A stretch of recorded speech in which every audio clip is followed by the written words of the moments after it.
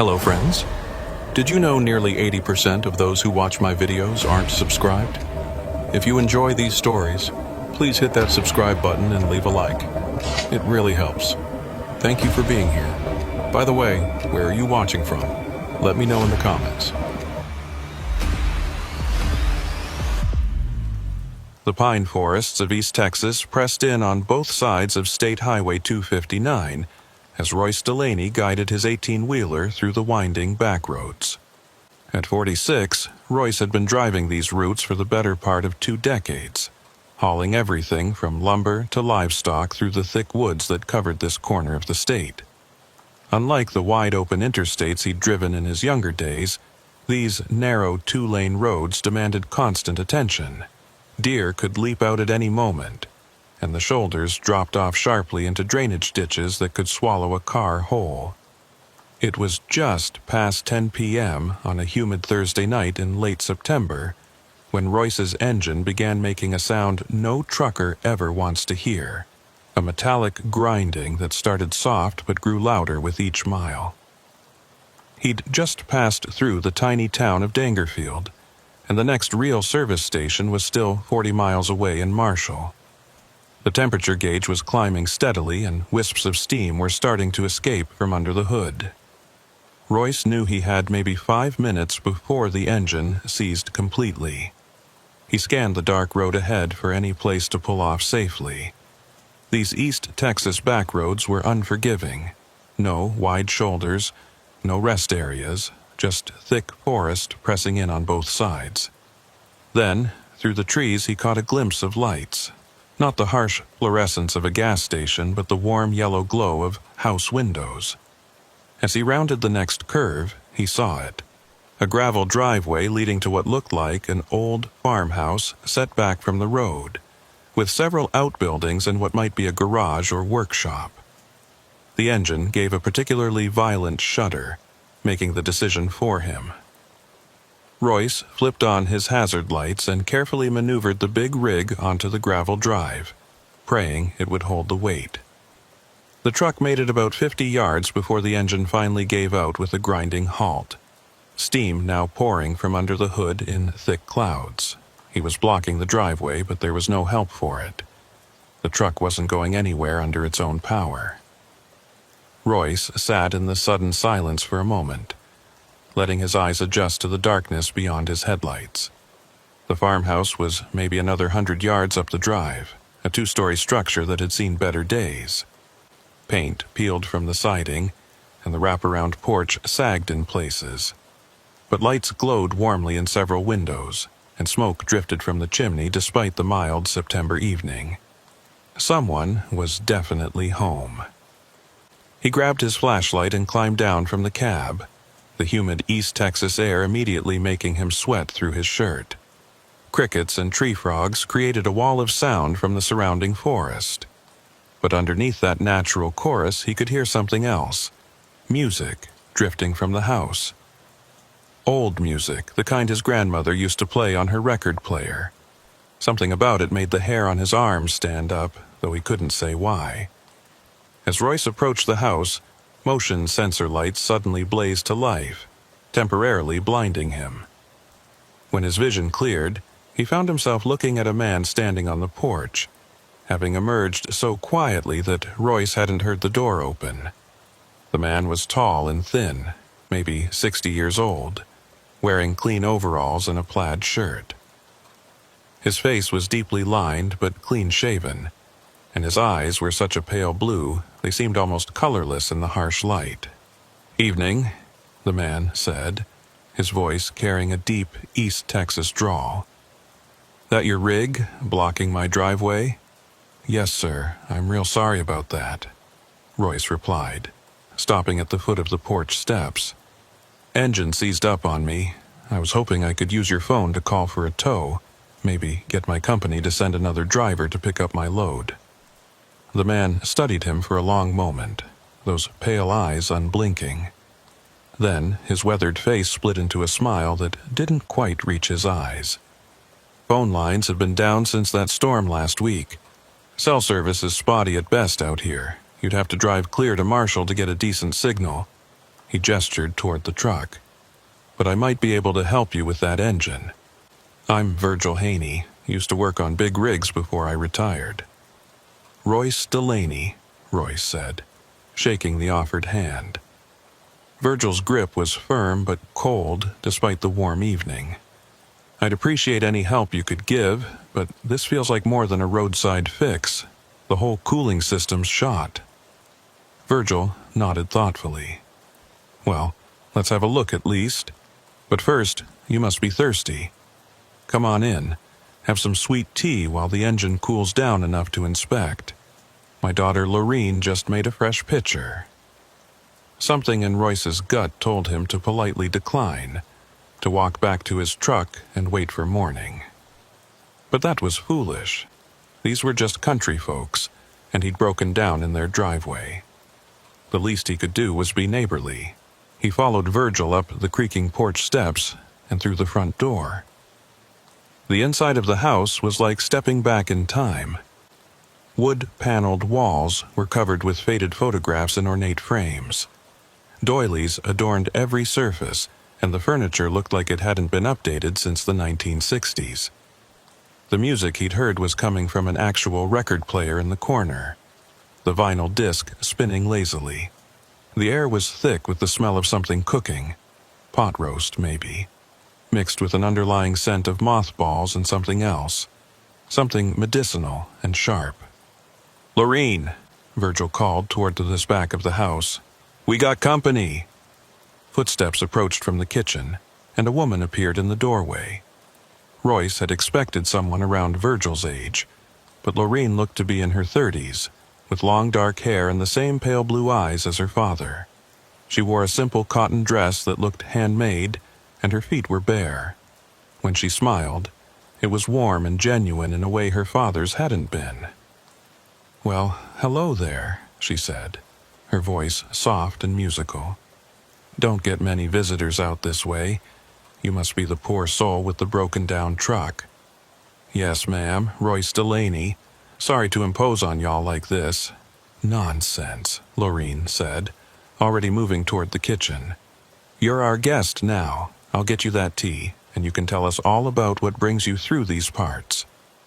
Royce sat in the offered chair, a high-backed thing that creaked under his weight. Virgil sat across from him, those pale eyes never leaving Royce's face. The silence stretched uncomfortably until Lorene returned with a tall glass of tea, ice cubes clinking. "So, Mr. Delaney," Virgil said as Royce took a grateful sip of the tea, which was perfectly sweetened and refreshingly cold. "What are you hauling?" "Agricultural equipment," Royce replied. "Heading from Shreveport to Tyler, nothing too valuable or time-sensitive, thankfully." "Agricultural equipment," Virgil repeated slowly, as if tasting the words. "Funny how things come full circle. This used to be farming country, you know, before the lumber companies bought up most of the land, before the young folks all moved to the cities." Lorene had settled into another chair, her bare feet tucked underneath her. "Daddy likes to reminisce about the old days," she said with a fond smile. "Sometimes I think he wishes we could turn back the clock." "Nothing wrong with remembering better times," Virgil said, his voice taking on an edge. "When families stayed together, when people knew their neighbors, when strangers didn't just pass through without so much as a how do you do." The atmosphere in the room had shifted subtly. Royce took another sip of tea, suddenly aware of how isolated he was. His truck was dead, his phone was useless, and he was miles from the nearest town. "Well," he said, setting down the glass, "I appreciate the hospitality, but maybe we should look at that engine now. I don't want to keep y'all up too late." "Oh, it's early yet," Lorene said with a laugh that sounded slightly off, like she was remembering how laughter was supposed to sound. "We're night owls out here, aren't we, Daddy?" "That we are," Virgil agreed, standing with a groan. "Tell you what, Mr. Delaney, let me grab my tools, and we'll see what we can do about that engine. Lorene, Why don't you show our guests the workshop while I gather what we need?" Before Royce could protest that he could wait by the truck, Lorene was on her feet, gesturing for him to follow. "It's just out back," she said. "Daddy's quite proud of his setup." They walked through the kitchen, which was surprisingly modern compared to the rest of the house, all stainless steel appliances and clean countertops. But Royce noticed something odd. There were no windows. Every window frame had been boarded over from the inside, painted the same white as the walls so it wasn't immediately obvious. When he asked about it, Lorene's laugh was brittle. "Daddy's particular about privacy," she said, "and the morning sun was just too bright for my migraines." They exited through the back door into the humid night. The workshop was a large metal building about 50 yards from the house, well lit and humming with the sound of generators. As they approached, Royce could see through the open doors that it was indeed impressive. Tool chests, hydraulic lifts, and equipment that looked professional grade. But something else caught his eye. A truck parked in the back bay, covered with a tarp. "Daddy works on vehicles for folks sometimes," Lorene explained, following his gaze. "That one's been here a while. The owner never came back for it." She said it casually, but something in her tone made Royce's skin crawl. They entered the workshop, and Royce couldn't shake the feeling that something was off. It was too clean, for one thing. A working garage should have oil stains, scattered tools, the general disorder of regular use. This looked like it had been scrubbed down with industrial cleaners. The concrete floor was pristine, except for some dark stains near the drain in the center that looked older, ground in deep. "Your father must be quite the mechanic," Royce said, trying to keep his tone conversational. "Oh, he's good with his hands," Lorene replied, running her finger along a workbench. "He can take things apart and put them back together better than anyone. Cars, engines." She paused, meeting his eyes. "All sorts of things." Virgil appeared in the doorway carrying a large toolbox, his tall frame casting a long shadow. "Let's go have a look at your truck, Mr. Delaney. Lorene, why don't you go finish setting up for dinner? Our guest will be hungry after we get his rig sorted out." "But Daddy, I thought—" "Go on now," Virgil said firmly, and Lorene's demeanor changed instantly, becoming almost childlike in her obedience. "Yes, Daddy," she said quietly, hurrying back toward the house. Virgil watched her go, then turned to Royce with that not-quite-right smile. "She's a good girl, my Lorene. Been taking care of me since her mama passed. That was, must be 15 years now. Time does fly." They walked back to Royce's truck, Virgil carrying his tools with surprising ease for a man his age. The engine had cooled enough to open the hood, and Virgil made a show of examining the damage, making thoughtful noises and occasionally asking Royce to try starting it. After about 20 minutes, he straightened up, wiping his hands on a rag. "Well, Mr. Delaney, I've got good news and bad news. The bad news is your water pump's completely shot, and you've got a cracked head gasket. The good news is I might have the parts in my workshop. The bad news again is it's a good 8-hour job, minimum, and that's if everything goes smooth." Royce's heart sank. 8 hours meant spending the night here, and every instinct he had was screaming at him to get away from this place. Maybe I should just wait for morning, try to get a signal and call for a tow. "Nonsense," Virgil said, his tone brooking no argument. "You can't sleep in that truck with no power. And there's nowhere to walk to from here. Nearest town's 15 miles, and that's if you don't get lost in the woods. We've got a guest room, clean sheets, and Lorene's making her special pot roast. In the morning, we'll get you fixed up and on your way." The rational part of Royce's brain knew the old man was right. Walking 15 miles through unfamiliar forest in the dark was foolish, and sleeping in a dead truck would be miserable. But something about this place, these people, set off every alarm bell he had.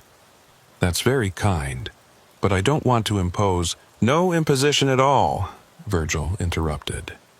"Truth is, we don't get much company out here. It'd be nice to have someone new to talk to over dinner. Lorene especially. She doesn't meet many people her own age." There was something in the way he said it that made Royce think of Lorene's bare feet, her homemade dress, the way she'd obeyed her father like a scared child rather than a grown woman. He thought of those boarded-up windows and the too-clean workshop with its dark stains by the drain. "I really should stay with my truck," Royce said. "Company policy and all. They've got valuable equipment in that trailer." Virgil's friendly expression faltered for just a moment, his pale eyes going flat and cold. Then the smile returned, wider than before. Of course. Can't be too careful these days. Tell you what, let me at least bring you out some dinner and a lantern, maybe a radio to keep you company. It's going to be a long, dark night otherwise.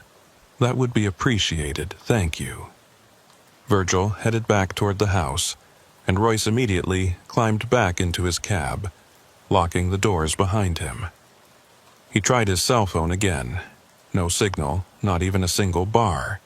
The CB radio was dead without engine power. He was completely cut off. Through the windshield he watched the house. Shadows moved past the lit windows, and he could see Virgil and Lorene in what looked like an animated conversation. At one point, Lorene gestured wildly toward the truck, and Virgil grabbed her arm, pulling her away from the window. Royce dug through his cab looking for anything useful. He had a tire iron, a heavy flashlight, a knife in his lunchbox. Not much if things went bad, but better than nothing. He also found an old battery-powered radio in his emergency kit. It crackled to life, picking up nothing but static on most channels, but finally he found a weak signal from a station in Shreveport. Continues for missing truck driver Wallace Henley, who disappeared 3 weeks ago near Dangerfield. His truck was found abandoned on Highway 259 with no sign of struggle. This is the third driver to go missing in East Texas in the past 2 months. State police are asking anyone with information. The radio cut to static as the battery died. Royce's blood ran cold. 3 missing truckers, all in this area. And here he was, broken down in the driveway of an isolated farmhouse with people who made his skin crawl. A knock on the truck door made him jump. Lorene stood outside, holding a tray with a covered plate and a thermos. She was smiling, but in the light from the house, he could see she'd been crying. "Daddy said you wanted to eat out here," she called through the glass. "I brought you dinner." Royce cracked the door just enough to take the tray. "Thank you, Lorene. That's very kind." She lingered, clearly wanting to say something. Finally, she leaned closer and whispered, "You should leave. As soon as you can, you should go." "Lorene!" Virgil's voice cracked like a whip from the porch. "Get back in here. Let the man eat in peace." She flinched and hurried back to the house without another word. Royce watched her go, then looked at the food she'd brought. It smelled amazing. Pot roast with vegetables and fresh bread. His stomach growled, reminding him he hadn't eaten since lunch. But after Lorene's warning, he couldn't bring himself to touch it. The hours crawled by in the darkness of the cab. Royce dozed fitfully, jerking awake at every sound from the forest. Around 2 a.m., he woke to see lights moving through the trees behind the house. Flashlights or lanterns, several of them, moving in a line deeper into the woods. He couldn't make out who was carrying them, but the deliberate way they moved sent chills down his spine.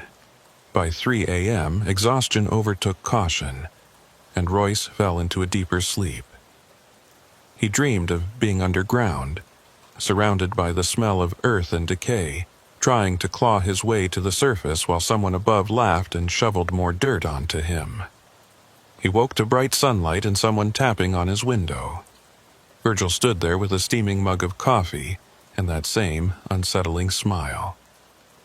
"Morning, Mr. Delaney. Hope you managed some sleep." I've been in the workshop since dawn, and I think I found parts that'll work for your truck." Royce's mouth was dry. His back ached from sleeping in the seat, and he needed to relieve himself desperately. Against his better judgment, he opened the door and climbed down. The morning air was already thick with humidity, promising another scorching East Texas day. "There's a bathroom in the workshop," Virgil said, seeming to read his discomfort. "And Loreen's making breakfast if you're hungry." "Just the bathroom, thanks," Royce said, following Virgil toward the metal building. In the daylight, the property looked less sinister. Just a run-down farmhouse with the usual collection of outbuildings and overgrown fields. But he noticed things he'd missed in the dark, like the fact that all the vehicles he could see, an old pickup, a sedan, even a riding mower, had flat tires, as if they'd been deliberately disabled. And the windows he'd thought were boarded up from inside were actually painted black. Every single one. The workshop bathroom was surprisingly clean, with industrial soap and paper towels. When Royce came out, Virgil was already under his truck's hood, working with practiced efficiency. Despite his unease, Royce had to admit the old man seemed to know what he was doing. "Found a water pump that'll fit with some modification," Virgil said without looking up. "The head gasket's trickier, but I can make something work. Should have you running by afternoon." "I appreciate this, Mr. Haney. What do I owe you?" "We'll settle up when the job's done," Virgil replied. "Why don't you go get some breakfast? Loreen gets upset when folks don't eat her cooking." Royce didn't want to go back to that house, but he also didn't want to antagonize these people when his truck was in pieces. He walked slowly back to the farmhouse, noting details in the daylight.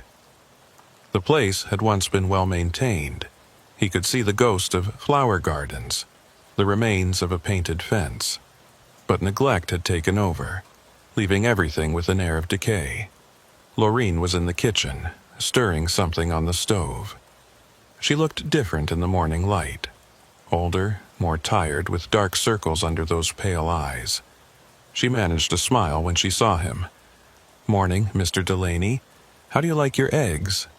"Scrambled's fine, thank you." He sat at the kitchen table, noting that here, too, every window was covered. "Loreen, can I ask you something?" She tensed, but nodded. "Last night, you told me I should leave. What did you mean?" She was quiet for so long he thought she wouldn't answer. Then, speaking barely above a whisper, she said, "Daddy doesn't like people leaving. He gets upset when they try to go before he says they can." "Has he hurt people?"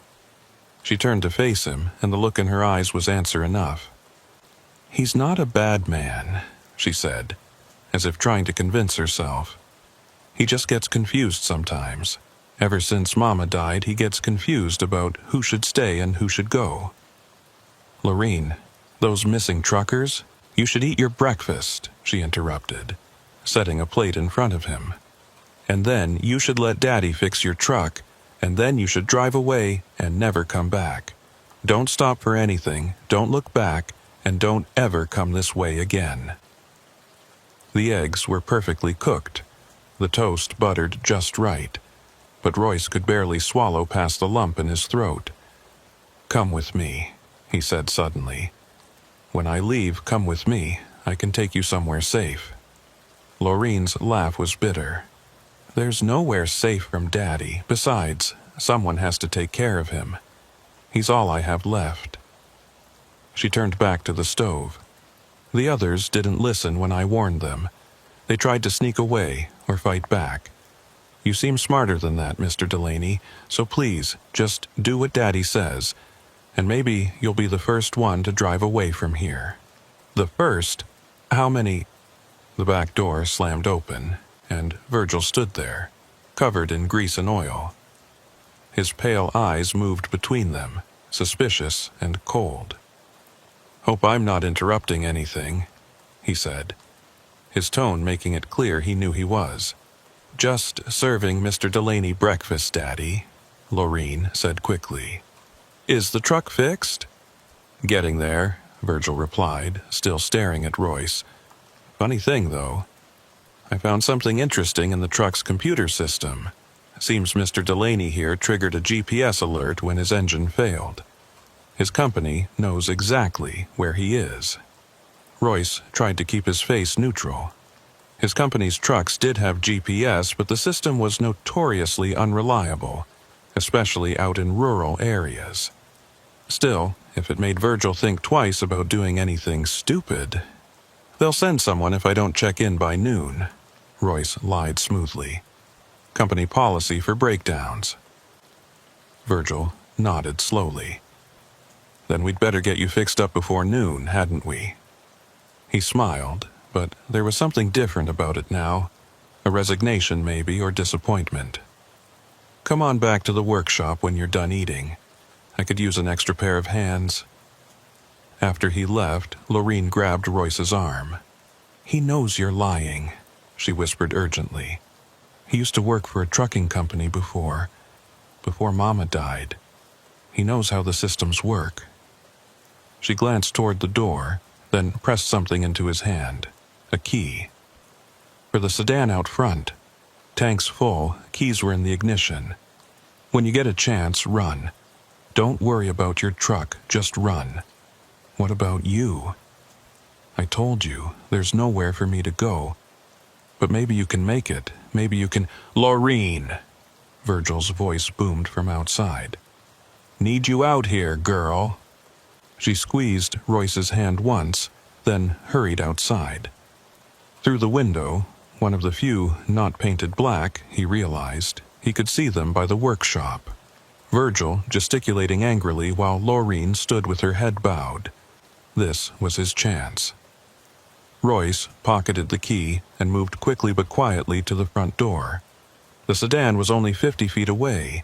If he could get to it, start it, he could be gone before Virgil could stop him. He'd send help back for Lorene, get the police out here. The front door creaked as he opened it, and he froze, listening. No response from the workshop. He stepped onto the porch, then down the steps, walking casually as if just getting some air. The sedan was an old Toyota, dusty but intact except for those flat tires. Wait. The tires. Lorene had said the tank was full, but she hadn't mentioned. He knelt beside the car, heart sinking.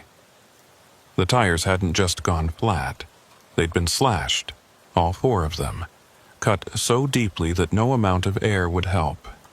This car wasn't going anywhere. Clever girl, my Lorene. Virgil's voice came from directly behind him. Royce spun around to find the old man standing there with a tire iron in his hand. She likes to give our guests hope. Says it makes them easier to manage. False hope is better than no hope, she says. Royce stood slowly, calculating distances. He was younger and probably stronger than Virgil, but the old man had a weapon and the advantage of knowing the terrain. Now, Mr. Delaney, Virgil continued conversationally, we can do this easy or hard. Easy is you come back to the workshop, let me finish fixing your truck, and then you drive away and we never see each other again. Hard is what happened to those other fellows who didn't want to be reasonable. You killed them, Royce said. It wasn't a question. Killed is such a harsh word. They just stayed longer than expected. Permanently, you might say. Virgil's smile was genuinely amused now. You know the funny thing about these East Texas woods? They're full of old wells, abandoned mine shafts, places where someone could disappear and never be found. The first fellow, that Henley guy, he's about 300 feet that way. He pointed toward the forest, at the bottom of a well that hasn't seen use since the 1920s. Why? Royce asked, trying to keep him talking while looking for an opening. Why kill random truckers? Random? Virgil laughed. Oh, Mr. Delaney, there's nothing random about it. You all came here. You all broke down right in my driveway. What are the odds of that happening naturally? The implication hit Royce like a punch to the gut. You sabotaged the road. You did something to make trucks break down here. Just a little oil slick in just the right spot, Virgil admitted. Right on that curve about a mile back. Hit it at the wrong angle, which trucks always do because of how the road banks, and it sends a shock through the whole drivetrain. Sometimes causes immediate failure, sometimes takes a few minutes to manifest. Either way, by the time you're looking for a place to pull over, my driveway is the only option. That's insane. Why would you? Because Lorene needs company, Virgil said simply. She gets so lonely out here, just the two of us. After her mama died, she stopped going to town, stopped seeing people. Said she couldn't leave me alone, so I bring people to her. Truckers are perfect. Independent contractors, often alone. Sometimes not missed for days or weeks. But you kill them. Only the ones who try to leave wrong, Virgil corrected. I give everyone the same chance. Let me fix your truck, be polite to my daughter, and you can go. But some folks, they get scared. They try to run, they threaten us. Those ones have to stay. And how many have you let go? Royce challenged. Virgil's silence was answer enough. So no one actually gets to leave, Royce said. Well, you could be the first, Virgil offered, though his grip on the tire iron suggested otherwise. Your truck really is almost fixed. Another hour or two and you could drive out of here. All you have to do is play along, be nice to Lorene, pretend you believe we're just helpful country folk. It was a lie, Royce knew. Virgil had no intention of letting him leave, not after revealing all this. But maybe if he played along, he could find another opportunity. Okay, Royce said, raising his hands in surrender. Okay, let's go fix the truck. Virgil studied him for a long moment, then nodded. Smart man. Come on, then. They walked back toward the workshop, Virgil staying behind him, the tire iron never wavering. As they passed the house, Royce saw Lorene watching from the kitchen window. She looked resigned, defeated, like she'd seen this play out before and knew how it would end. In the workshop, Virgil directed him to help with the engine repairs, always keeping the tire iron within reach. The old man really did know his way around an engine. Under different circumstances, Royce would have been impressed. They worked mostly in silence, the only sounds the clanking of tools and the distant hum of generators. After an hour, Virgil straightened up. Need a specific gasket for my storage. It's in the back room there, he pointed to a door Royce hadn't noticed before. Come help me find it. Every instinct screamed danger, but with Virgil holding that tire iron, Royce had no choice. He walked to the door, Virgil close behind, and opened it. The smell hit him first. Decay, earth, and something chemical like formaldehyde. The room was larger than expected, extending back into darkness, but in the beam of Virgil's flashlight, Royce could see shapes along the walls. It took his brain a moment to process what he was seeing. Bodies, or what had been bodies. 3 of them, in various states of preservation, propped up in chairs like they were having a tea party. They were dressed in clean clothes, their hair combed, their faces. Royce's stomach heaved. Their faces had been preserved somehow, painted or treated to look almost alive. The ones who wouldn't cooperate, Virgil said, conversationally. Lorene likes to have tea with them sometimes. Helps with her loneliness. That one there is Henley. He pointed to the freshest-looking corpse. And that's Morrison, and that's Kowalski. Good men, all of them, just not very understanding about our situation. Royce couldn't speak, couldn't breathe. This was madness beyond anything he'd imagined. Now, Virgil continued, raising the tire iron. The question is, are you going to join them, or are you going to be reasonable? Royce's mind raced through options as he stood frozen in that chamber of horrors. 3 preserved corpses stared at him with their painted eyes, while Virgil waited behind him with the tire iron. The smell was overwhelming. Death mixed with chemicals and the musty scent of disturbed earth. Somewhere in the darkness beyond the flashlight's beam, water dripped steadily, the sound echoing in what must be a much larger space than initially appeared. "I asked you a question, Mr. Delaney," Virgil said patiently. "Are you going to be reasonable?" "Yes," Royce managed to croak out. "Yes, I'll be reasonable." "Good man. Now, here's what's going to happen. We're going to finish fixing your truck together. Then you're going to have dinner with Lorene and me, a nice family meal. After that, well, we'll see how things go."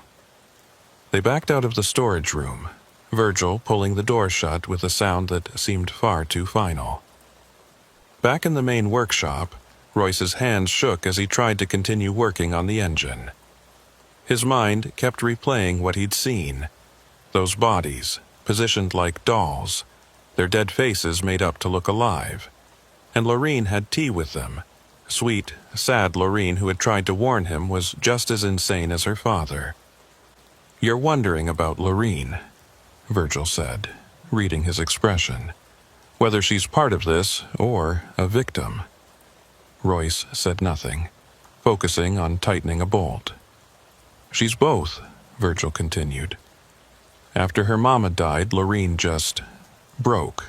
Started talking to her mama like she was still there, setting her place at dinner, leaving her bedroom exactly as it was. The doctors wanted to institutionalize her, but I couldn't let them take my baby girl.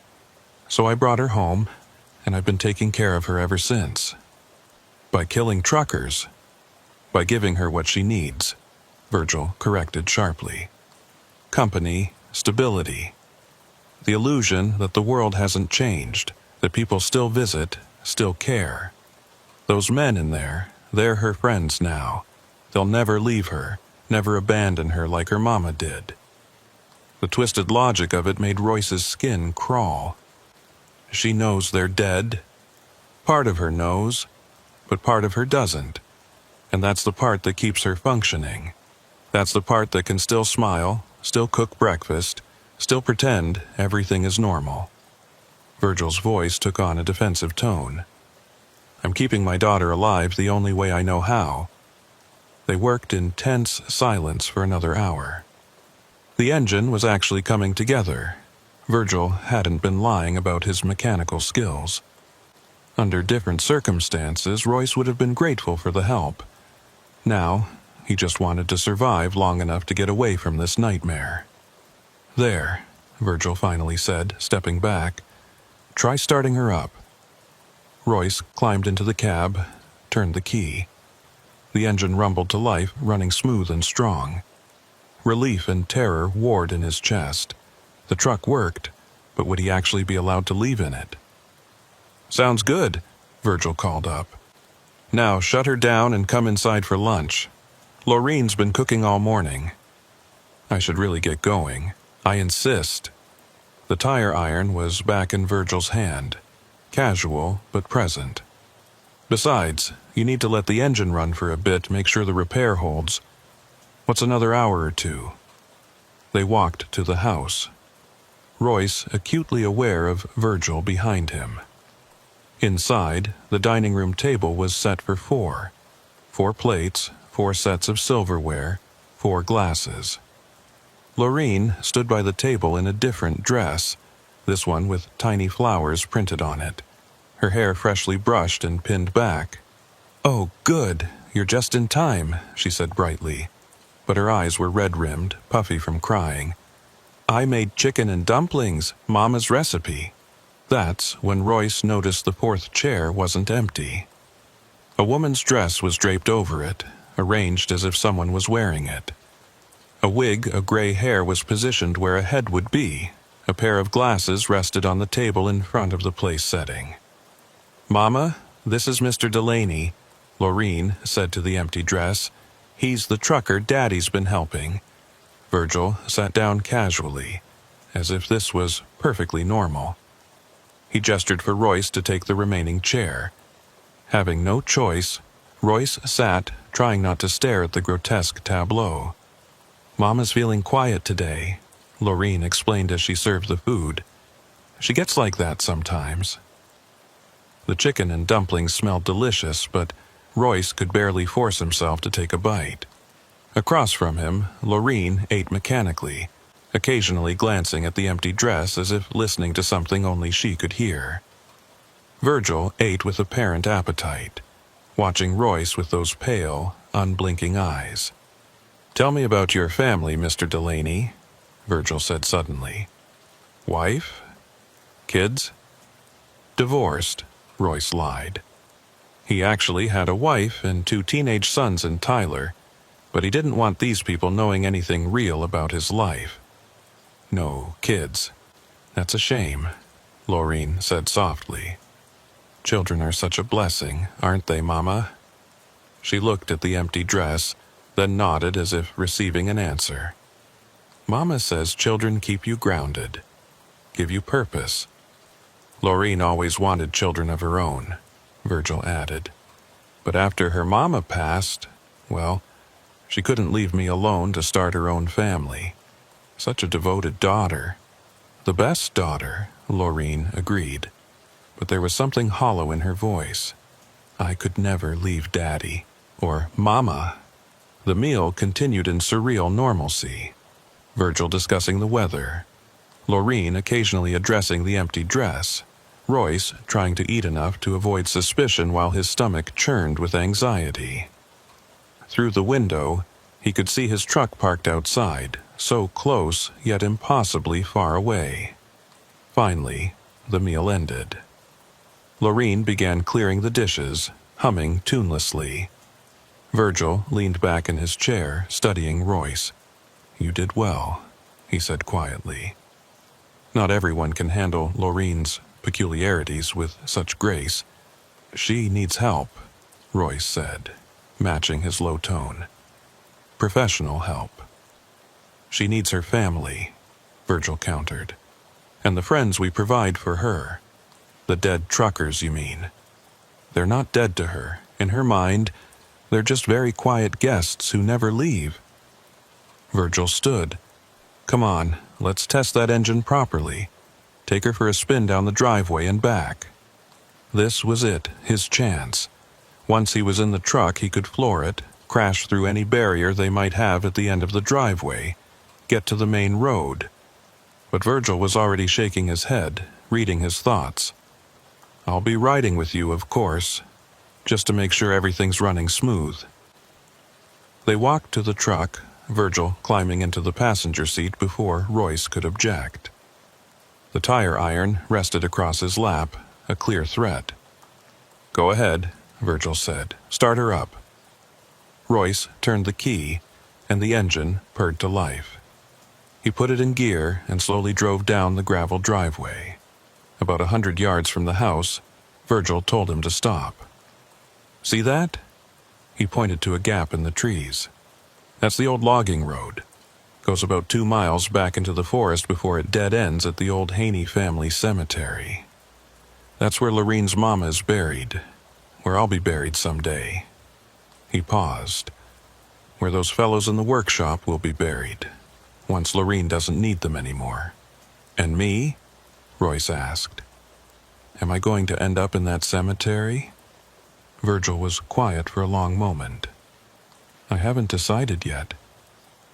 You're different from the others. You didn't panic, didn't try to fight right away. You were kind to Lorene even after you knew something was wrong. That counts for something. Then let me go. I'll drive away and never tell anyone about this place. You know I can't do that. You've seen too much. The only question is whether you leave vertical or horizontal." Virgil pointed back toward the house. "Turn around. Let's go back." As Royce turned the truck around, he noticed something. Fresh tire tracks leading onto that logging road. Multiple sets, recent. Someone else had been here, and recently. Back at the house, Virgil directed him to park the truck but didn't take the keys. "Leave it running," he said. "I want to check something in the engine." They both got out, and Virgil popped the hood again, peering inside. Royce stood beside him, trying to look interested while actually scanning for any opportunity to run. That's when he heard it. Sirens in the distance, getting closer. Virgil heard them too. His face went pale, then flushed with anger. "What did you do?" "Nothing, But Virgil was already moving, faster than Royce would have thought possible for his age. The tire iron swung through the air, and Royce barely ducked in time. He stumbled backward, and Virgil advanced, raising the weapon again. The sirens were definitely closer now, multiple vehicles from the sound of it. Virgil's eyes darted between Royce and the road, calculating. "Laureen," he shouted, "get out here, we need to go." The front door burst open, and Laureen appeared. But she wasn't alone. Behind her were 2 Texas state troopers, their hands on their weapons. "Step away from him, Mr. Haney," one of them commanded. "Drop the tire iron." Virgil froze, the weapon still raised. "You called them," he said to Laureen, his voice full of betrayal. "You called them." "I'm sorry, Daddy," Laureen said, tears streaming down her face. "But I couldn't let you hurt anyone else. Mr. Delaney doesn't deserve to end up like the others." "They were for you," Virgil shouted. "Everything I did was for you." "I know, Daddy, I know." Laureen stepped forward, her hands raised placatingly. "But Mama wouldn't want this. She wouldn't want us to hurt people." "Mama's dead," Virgil screamed. And in that moment his careful control shattered completely. "She's been dead for 15 years, and you won't accept it.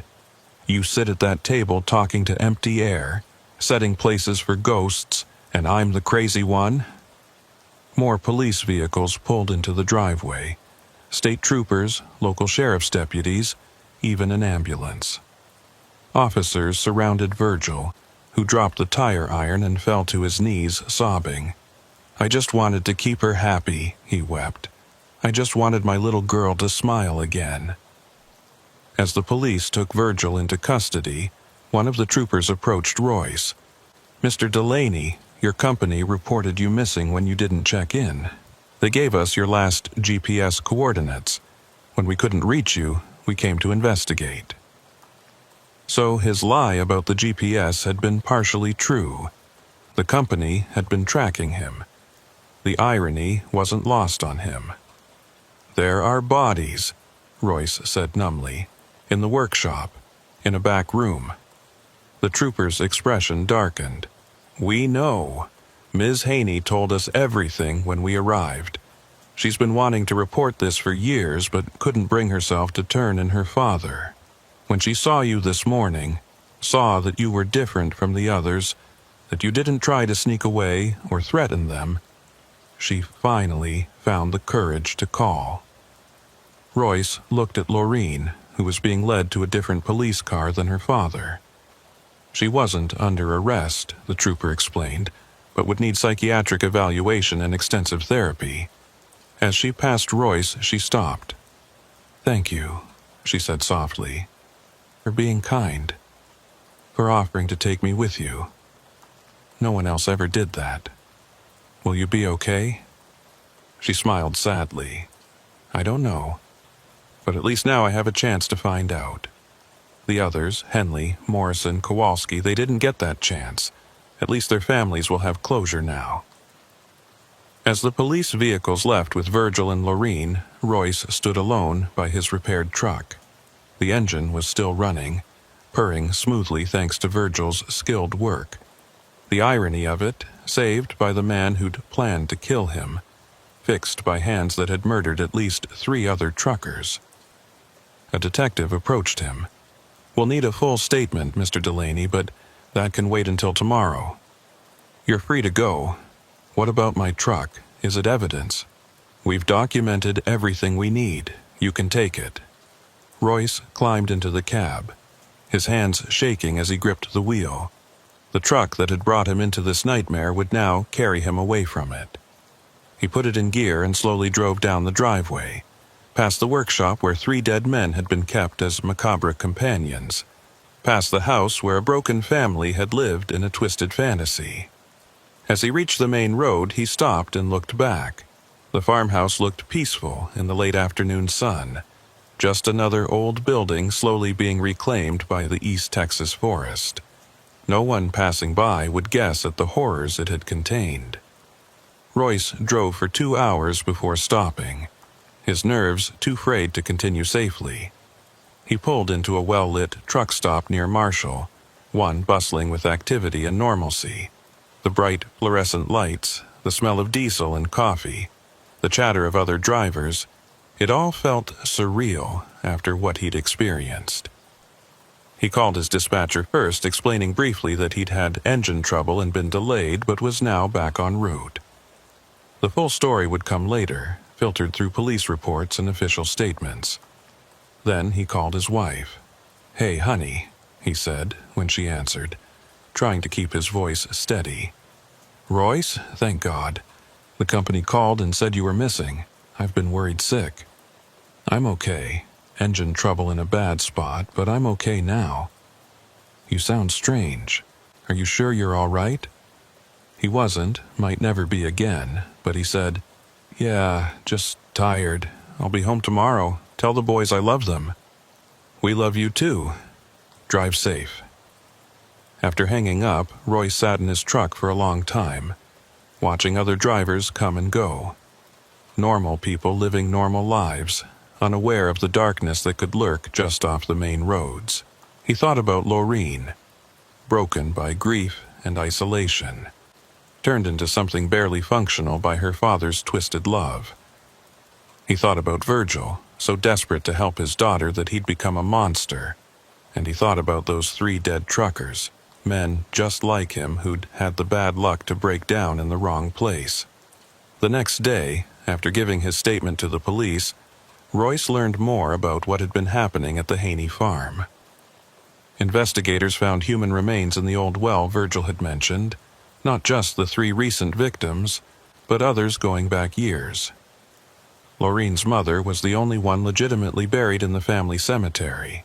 The rest were people who had visited over the years and never left. Laureen, it turned out, had been calling anonymous tip lines for months, trying to work up the courage to report her father. She'd hang up before saying anything, but the calls had been logged. The morning Royce arrived, something about his kindness, his offer to take her with him, had finally given her the strength to go through with it. She'd called 911 while Virgil was in the workshop with Royce, telling them everything. The oil slick on the road that caused trucks to break down was confirmed by investigators. Virgil had been very selective, only targeting solitary truckers, only during certain weather conditions when the oil would be most effective, spacing the incidents months apart to avoid pattern detection. It was horrifyingly well planned. 3 weeks later, Royce received a letter forwarded through his company. It was from Laureen, writing from a psychiatric facility in Dallas. "Dear Mr. Delaney, I wanted to thank you again for your kindness that day. I know what you saw must have been terrifying, and I'm sorry you had to experience it. But you should know that you saved me, not just by being there when I finally found the courage to call for help, but by treating me like a person even when you knew something was very wrong. The doctors here are helping me understand what happened to me after Mama died. They say I developed something called complicated grief disorder, along with other issues. Daddy meant well, but his way of helping me only made things worse. The men he killed, I knew they were dead, but I also didn't know, if that makes sense. It's hard to explain the splitting that happened in my mind. I think about Mr. Henley, Mr. Morrison, and Mr. Kowalski every day. Their families have been notified, and they can finally have proper burials. I've written letters to their families, though I don't know if they'll ever read them. How do you apologize for something like this? Daddy is in prison now. They say he'll never get out, and maybe that's for the best. He's sick too, in his own way. The prosecutor wanted me to testify against him, but I couldn't. Despite everything, He's still my father, and in his twisted way, everything he did was out of love for me. I don't know what my future holds. The doctors say I'll need years of therapy, maybe lifetime support. But for the first time since Mama died, I have hope that I might have a future at all. Thank you for being the catalyst for change. Thank you for seeing me as someone worth saving, even in the middle of your own terror. I hope you're back with your family, safe and surrounded by love. I hope the nightmares fade. I hope you can still drive those roads without fear. With gratitude, Laureen. Royce read the letter 3 times before folding it carefully and putting it in his wallet. He'd carry it with him on future runs, a reminder that even in the darkest situations, kindness could make a difference. But he never drove Highway 259 again. The company understood, rerouting him to other territories without question.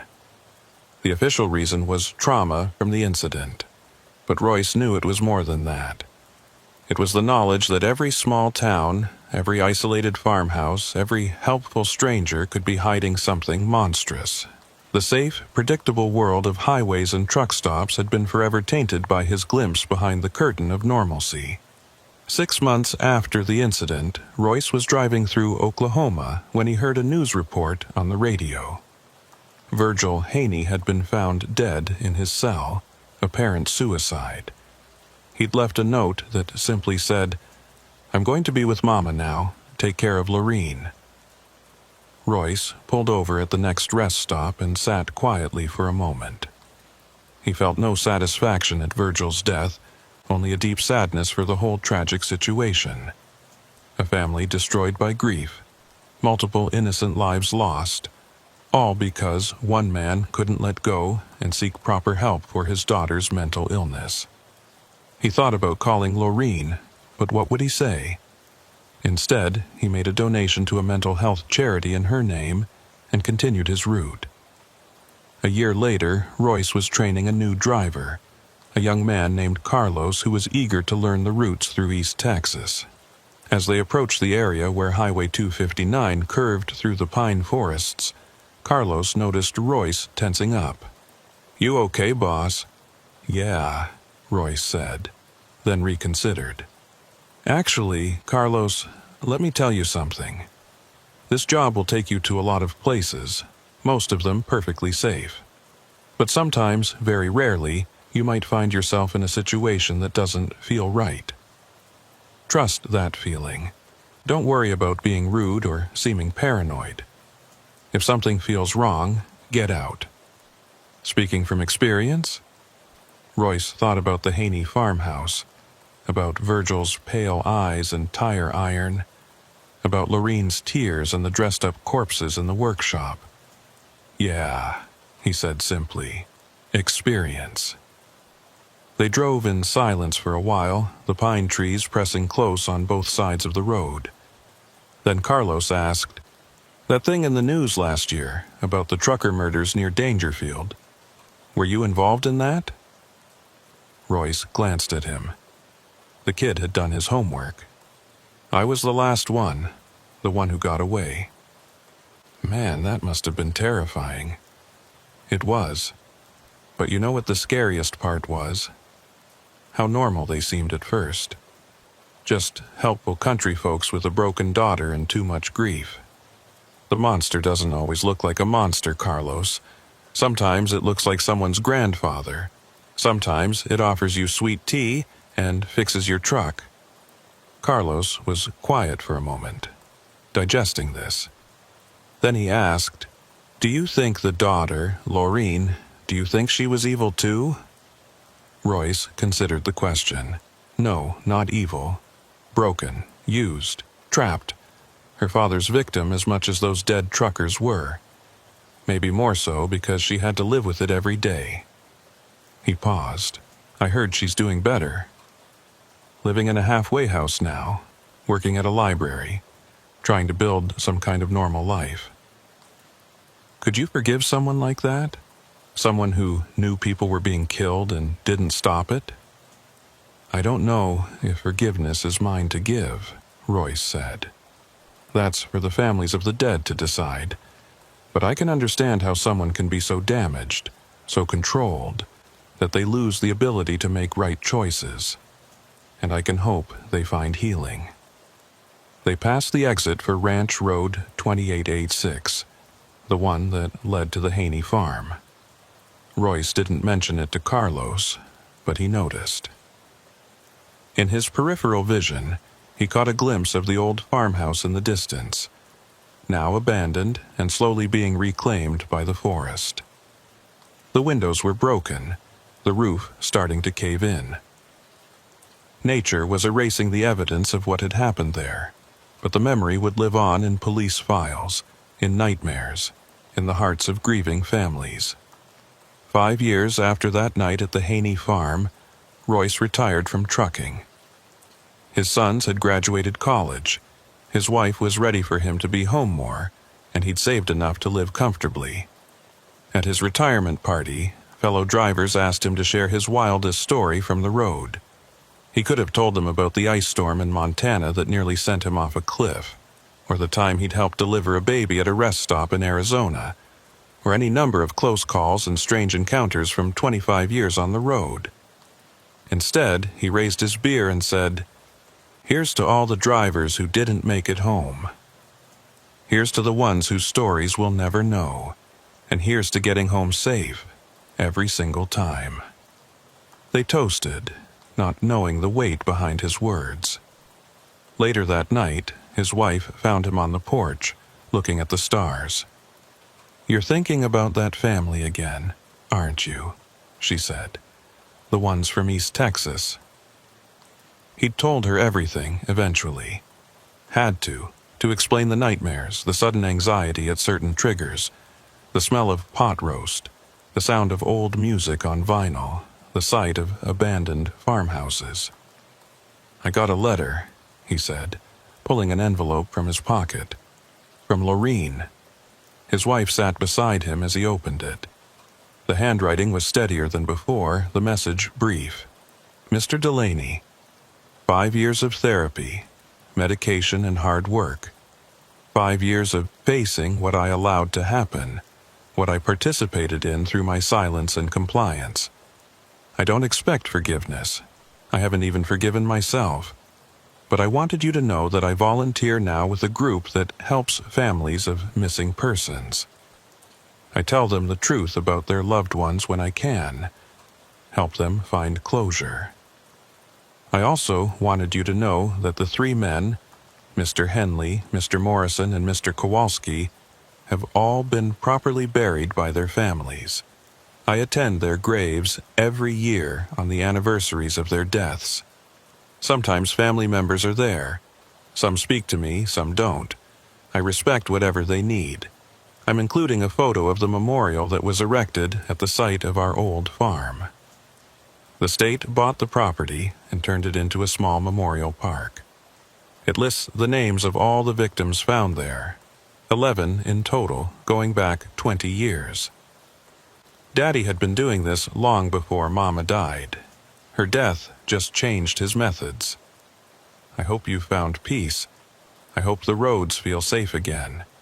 I hope your family knows how lucky they are to have you come home. Laureen, P.S. They're making a documentary about what happened. They want to interview me, but I wanted to check with you first. You were the one who survived. Your story matters most. Attached was a photo of a simple stone memorial with 11 names carved into it. At the bottom was inscribed, "For those who traveled far from home and never returned. May their memories guide us toward light." "Will you do it?" his wife asked. "The documentary?" Royce thought for a long moment. "Maybe. If it helps prevent something like this from happening again. If it helps other drivers recognize the warning signs. And Laureen. She should tell her story too. The whole truth of it, the mental illness, the control, the fear, all of it. People need to understand how someone can be both victim and accomplice." They sat together in comfortable silence. the Texas night warm around them. Somewhere out there, truckers were driving through the darkness, carrying their loads along empty highways, past isolated farmhouses and through sleeping towns. Most would complete their journeys without incident, but a few might encounter something that didn't feel right, and maybe, just maybe, they'd remember to trust their instincts and get to safety. "I'm glad you came home," his wife said softly. "Me too," Royce replied, taking her hand. "Me too." The documentary aired 2 years later. The Last Exit, The Haney Farm Murders, won several awards and led to increased safety protocols for truckers, including mandatory GPS tracking and regular check-in requirements. Royce participated, as did Lorene, though they were interviewed separately. In the film, Lorene said something that stayed with viewers. "Evil isn't always a choice. Sometimes it's a slow slide into darkness, one small compromise at a time, until you look around and realize you're in hell and you don't remember the way out. My father created a hell trying to build me a heaven. Mr. Delaney was the first person in years to offer me a door. I'm grateful I finally had the courage to walk through it." The Haney farmhouse was demolished shortly after the documentary aired. The memorial park expanded to cover the entire property. Pine trees were planted in rows, one for each victim. As they grew, they would eventually hide all traces of the buildings that once stood there, leaving only forest and memory. Royce visited once, years after his retirement, driving his pickup truck along the old route he'd once traveled in his 18-wheeler. He stopped at the memorial, read the names, left flowers for each of the dead. As he turned to leave, he saw another figure approaching, Lorene, older now, her hair gray at the temples, but looking healthier than he'd ever seen her. They stood together in silence for a moment, two survivors of a nightmare that had consumed so many others. "Thank you for coming," she said finally. "Thank you for calling for help," he replied. They didn't embrace, didn't shake hands. The chasm between them was too vast for such simple gestures. But they nodded to each other, an acknowledgement of shared trauma and mutual survival, before going their separate ways. Royce drove home along Highway 259, through the pine forests of East Texas, past new houses and old farms, past places where other stories were unfolding. Some ordinary, some perhaps as dark as what had happened at the Haney place. But he wasn't afraid anymore. The road was just a road. The darkness was just darkness. The desert heat still radiated from the asphalt, even though the sun had set 3 hours ago. Harlan McCade kept his 18-wheeler at a steady 70 miles per hour along Highway 83, following the serpentine path that roughly paralleled the Rio Grande through some of the most desolate country in South Texas. At 54, Harlan had been running these border routes for almost 30 years, watching small towns dry up and blow away, while the drug war ebbed and flowed like a tide that never quite receded. Tonight's run was routine, a load of construction supplies from San Antonio to a development project in Laredo. Nothing special, nothing that should have attracted attention. But as Harlan passed through the ghost town of Catarina, his headlights caught something that made him ease off the accelerator. There, pulled off on the shoulder about a quarter-mile ahead, sat another 18-wheeler. Not unusual in itself, except for two things. The trailer doors were standing wide open, and there wasn't a soul in sight. Harlan slowed further as he approached, his experienced eyes taking in details. It was a Freightliner Cascadia, maybe 5 years old, white cab with no company markings he could see. Texas plates. The engine was off, no lights except the mandatory markers. The open trailer doors swayed slightly in the desert wind, revealing nothing but darkness inside. What bothered him most was the position. The truck was parked neatly on the shoulder, not at an angle like it had mechanical trouble, but deliberately placed, as if the driver had simply decided to stop and walk away. He pulled his own rig to a stop about 50 feet behind the abandoned truck and grabbed his heavy flashlight, leaving his engine running. The CB radio crackled with static, but no chatter, unusual for this time of night when drivers often kept each other company through the lonely hours. Harlan tried raising anyone on Channel 19. Breaker 19, this is Road Dog southbound on 83 near Katerina. Anybody know about this abandoned rig at mile marker 447? Over. Static was his only answer. He tried again on Channel 9, the emergency frequency, with the same result. Either nobody was monitoring or nobody wanted to respond. Neither option was comforting. Harlan climbed down from his cab, flashlight in one hand, tire iron in the other. A precaution learned from 3 decades of night driving through territory where bad things sometimes happen to solitary travelers. The desert silence was absolute except for the distant idle of his own engine. No insects, no coyotes, even the ever-present wind had stilled.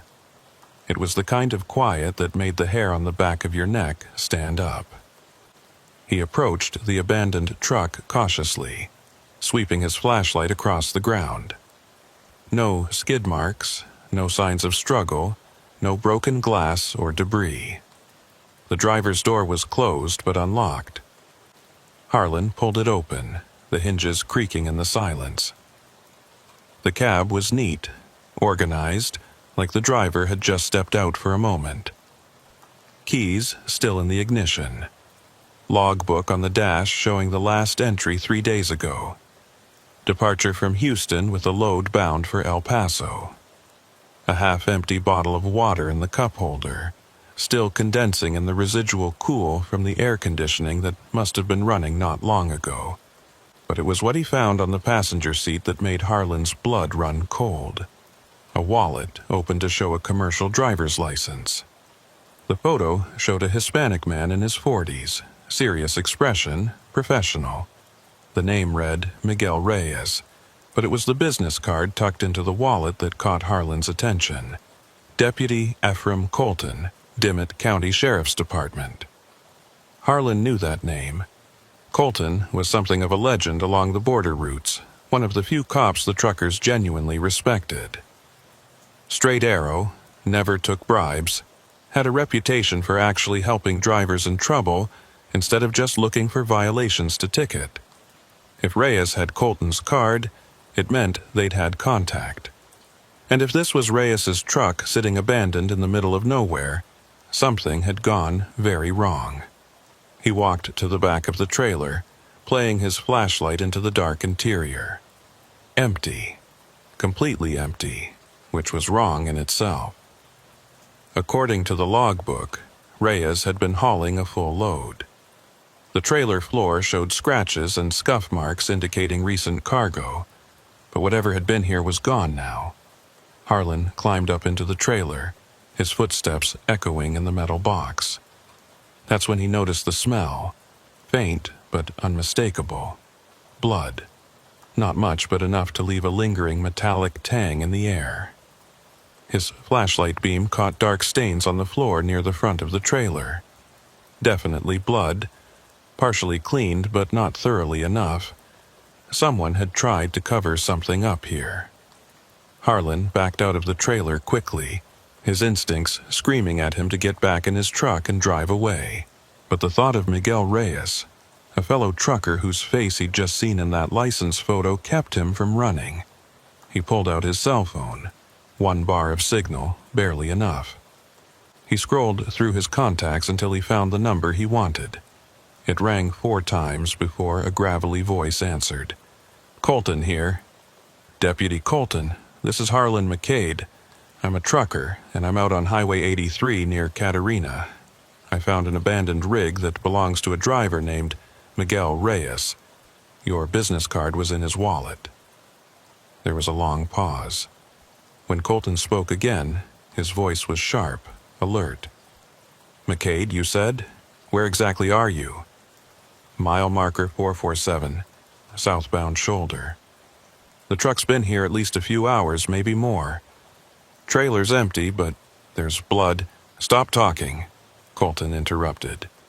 Get back in your truck right now and drive away. Don't stop until you reach the truck stop in Carrizo Springs. I'll meet you there in an hour. Deputy, what's going... Mr. McCade, I need you to trust me. You're in danger just being there. Get in your truck and go. Now. The urgency in Colton's voice sent Harlan jogging back to his rig. He climbed in, released the brakes, and pulled back onto the highway, watching his mirrors nervously. As he accelerated away from the abandoned truck, he caught a glimpse of headlights in the distance behind him, approaching fast with no running lights, just the white glare of high beams. He pushed harder on the accelerator. The truck stop in Carrizo Springs was a welcome sight. Bright lights, other trucks, people, normal civilization. Harlan parked and went inside, ordering coffee he didn't want just to have something to do with his hands while he waited. He kept watching the door, jumping every time it opened. Deputy Ephraim Colton arrived 53 minutes after their phone call. He was exactly what Harlan had expected from his reputation. Tall, lean, weathered face that had seen too much sun and too many bad situations. Maybe 60 years old, with gray hair cut military short and eyes that missed nothing. He wore civilian clothes but moved like a cop, scanning the room before approaching Harlan's booth. "Mr. McCade," he said, sliding into the opposite seat. "Tell me everything you saw. Don't leave out any details." Harlan recounted his discovery, watching Colton's face grow increasingly grim. When he finished, the deputy was quiet for a moment, seeming to weigh his words carefully. "Miguel Reyes was working with me," he finally said. "Unofficially. He was helping track something, and now he's missing." He pulled out a small notebook, flipping through pages. 3 days ago, he called me from Houston. Said he'd been approached to haul a special load, off the books, cash payment. The kind of thing that's usually drugs or human cargo. But the pay was wrong. Too high for drugs, too low for people. He thought it might be weapons. Was it? I don't know. He was supposed to check in with me every 6 hours. Let me know his position, what he was seeing. Last contact was 2 days ago when he passed through Uvalde. Said everything seemed normal, just a sealed load with instructions not to open it for any reason. Colton's jaw tightened. I should have told him to refuse the job, but we needed to know what was being moved through our territory. You think someone found out he was informing? That's exactly what I think. And now you've seen his truck, which means you're a witness to whatever happened. Colton leaned forward. "Mr. McCade, I need to ask you something, and I need you to be honest. Will anyone know you stopped there? Did you tell dispatch, family, anyone?" Harlan shook his head. "Just you. Good. Keep it that way. There are people moving things through South Texas who don't hesitate to kill anyone who gets in their way. Reyes found that out, and I don't want you to be next. Shouldn't we report this to who?" Colton interrupted. "Half the agencies down here are compromised. Border Patrol, State Police, even some of my own department. Money flows across that border in both directions, and it buys a lot of blind eyes." He stood. "I'm going to check out that truck, see if there's anything that tells us what happened to Miguel. You're going to continue your run to Laredo and forget you ever saw anything. Understood?" Harlan wanted to protest, but the look in Colton's eyes stopped him. This was bigger than just an abandoned truck. "What about Reyes's family?" "No family. That's why he was willing to take these risks." Colton pulled out a business card, writing something on the back. "That's my personal cell. If anyone approaches you about this, if you see anything unusual, you call me immediately. And Mr. McCade, be careful. These people have eyes everywhere." Colton left. and Harlan sat nursing his cold coffee for another 20 minutes before returning to his truck. The drive to Laredo was uneventful, but he couldn't shake the image of that abandoned rig, doors open to the desert night, blood on the trailer floor. Somewhere out there, Miguel Reyes was either dead or wishing he was. He made his delivery in Laredo the next morning and picked up a return load to San Antonio, produce from the Mexican farms that fed half of Texas. It was a familiar run, one he'd made hundreds of times, but today, everything felt different. Every vehicle that lingered too long in his mirrors made him nervous. Every unmarked road leading into the brush reminded him that people disappeared out here all the time. He was about 30 miles north of Laredo when he noticed the helicopter. It was flying low, parallel to the highway, the kind of black, unmarked aircraft that could belong to any of a dozen agencies or none of them. It stayed with him for 5 miles before veering off to the west, disappearing into the heat haze. Harlan told himself it was nothing, just border surveillance, routine, but his hands were sweating on the wheel. That evening, he stopped at a truck stop in Cotulla to fuel up and grab dinner. While he was eating, his phone buzzed with a text from an unknown number. "Check your trailer." Harlan's blood ran cold. He abandoned his half-eaten meal and walked quickly to his truck, circling it carefully. Everything looked normal, seals intact, no signs of tampering. But when he climbed up and opened the trailer doors, his flashlight illuminated something that shouldn't have been there. A cardboard box, about the size of a filing cabinet, sitting among the pallets of produce. It hadn't been there when he'd loaded in Laredo. He'd supervised that personally. He climbed into the trailer and approached the box cautiously. No markings, no labels, just plain brown cardboard sealed with tape. His phone buzzed again. "Deliver as normal, no stops, no inspection, $50K in your account tomorrow." $50,000, more than he made in a year, all for delivering one unmarked box that someone had somehow placed in his sealed trailer without him knowing. Harlan stood there in the dark trailer, flashlight trembling slightly in his hand, knowing he was standing at a crossroads. Take the money and become part of whatever had gotten Miguel Reyes killed, or refuse and potentially become the next trucker to disappear along the border routes. He pulled out Deputy Colton's card and dialed the personal number. "This is McCade. Someone put something in my trailer. They're offering me money to deliver it." There was a pause. Then Colton's voice tense. "Where are you?" "Cotulla truck stop." "Don't move. Don't touch the box. I'm 40 minutes away." "And McCade?" "There are probably eyes on you right now, so act natural. Go back inside, finish your dinner, make it look like you're following their instructions." Harlan closed the trailer, trying to look casual, and walked back into the truck stop. Every face seemed suspicious now, every glance potentially surveillance. He forced himself to eat, though the food tasted like cardboard. His phone buzzed again. "Why did you make a call?" They were watching. Listening, maybe. Harlan typed back, "Calling dispatch about delivery time." A minute later, "No more calls. Drive now." But Harlan didn't move. He sat in that booth, pretending to eat, watching the clock. 20 minutes, 30. Other truckers came and went, none paying him any special attention, but he knew someone was watching. Had to be. After 35 minutes, he saw Colton's unmarked car pull into the lot, followed by 2 state police vehicles, but instead of coming inside, they positioned themselves at the exits. His phone immediately lit up with an incoming call from a blocked number.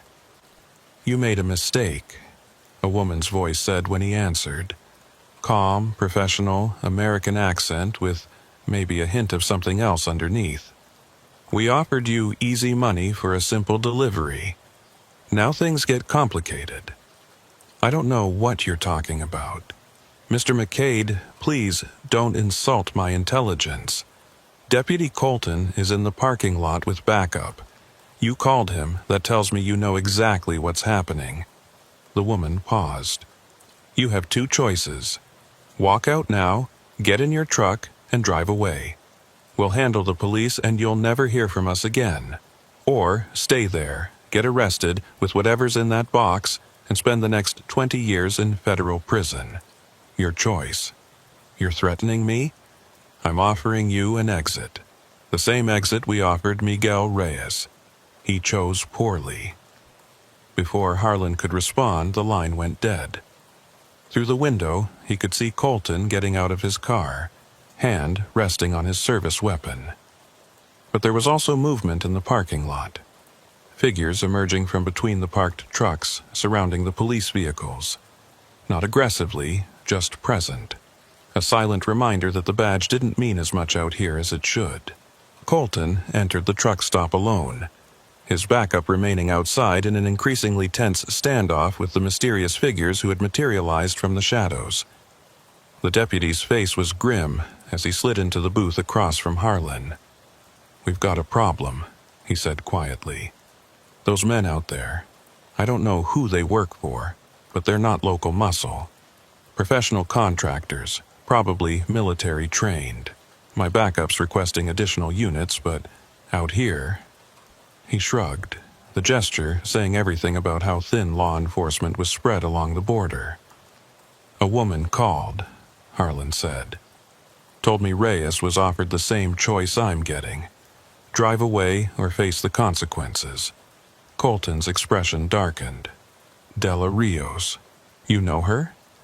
"Of her. Never met her personally and hope I never do. She's what you might call a logistics specialist for some very bad people. If she's involved, this is bigger than I thought." He glanced toward the parking lot. "Those boxes that mysteriously appear in trailers? They're usually one of three things: drugs heading north, cash heading south, or other things." "Other things?" "Weapons, information. Sometimes people, but not the kind looking for a better life, the kind with specific skills and specific targets." Colton rubbed his face, looking older than his years. Reyes thought he was hauling weapons. He was wrong. What was it? Documents, hard drives, the kind of information that could destroy careers, maybe topple governments. At least, that's what my sources suggest. Someone's moving evidence out of Mexico, but not through official channels. Harlan's phone buzzed. Another text. 5 minutes to decide. "They're getting impatient," he said, showing Colton the message. The deputy was quiet for a moment, clearly weighing options. "Mr. McCade, I'm about to suggest something that goes against every oath I've taken as a law enforcement officer. But sometimes the system is so broken that working within it just gets good people killed." He leaned closer. "Take the box. Deliver it. But we're going to follow you and we're going to see where it goes. You want me to complete the delivery? I want you to survive this. And right now, that means playing along. But we need to know where this pipeline leads. Reyes died trying to find out. Maybe we can finish what he started. And if they figure out I'm working with you, then we're both dead men." Colton pulled out a small device, sliding it across the table. "GPS tracker, military grade, shielded from detection. Hide it in the box if you can. If not, just having it on you will help us follow." He stood. "I'm going to walk out of here and tell my backup we got bad information, that there's nothing here. The moment we leave, you get in your truck and drive. Follow their instructions exactly." "What about the money they offered?" "Take it. Don't taking it would be suspicious. We'll deal with that later." Colton paused at the door. "McCade, I know this isn't what you signed up for, but right now, you're the only lead we have on an operation that's been running for years. Reyes would want us to see this through." Colton left, and Harlan watched through the window as the deputy gathered his backup and they departed, leaving the mysterious figures to melt back into the shadows. His phone rang immediately. Smart choice, Della Rios's voice said. Drive to San Antonio. Tomorrow morning, park at the Flying J off I-35. Leave the trailer unlocked. Someone will retrieve the package. After that, forget this ever happened. That's it? That's it. The money will be in your account by midnight. Consider it compensation for your discretion. The line went dead. Harlan stood, left cash on the table, and walked to his truck. The parking lot was empty now except for the usual collection of big rigs. No sign of the men who'd been there minutes before. Even knowing they were probably still watching, he couldn't spot them. He climbed into his cab and started the engine, pulling out onto Highway 83 northbound. In his pocket, the GPS tracker Colton had given him felt like it weighed 100 pounds. As soon as he was a few miles from the truck stop, he pulled over and climbed into the trailer. The box was still there, innocuous in its plainness. He carefully peeled back a corner of tape, just enough to slip the tracker inside, then resealed it.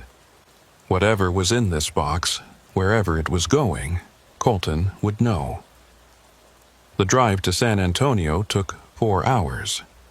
Harlan kept to the speed limit, stopped at the mandatory weigh station, did everything exactly as he normally would. The inspector at the weigh station didn't even look at his cargo, just waved him through with a bored expression. Either he hadn't been told to look for anything, or he'd been told specifically not to look.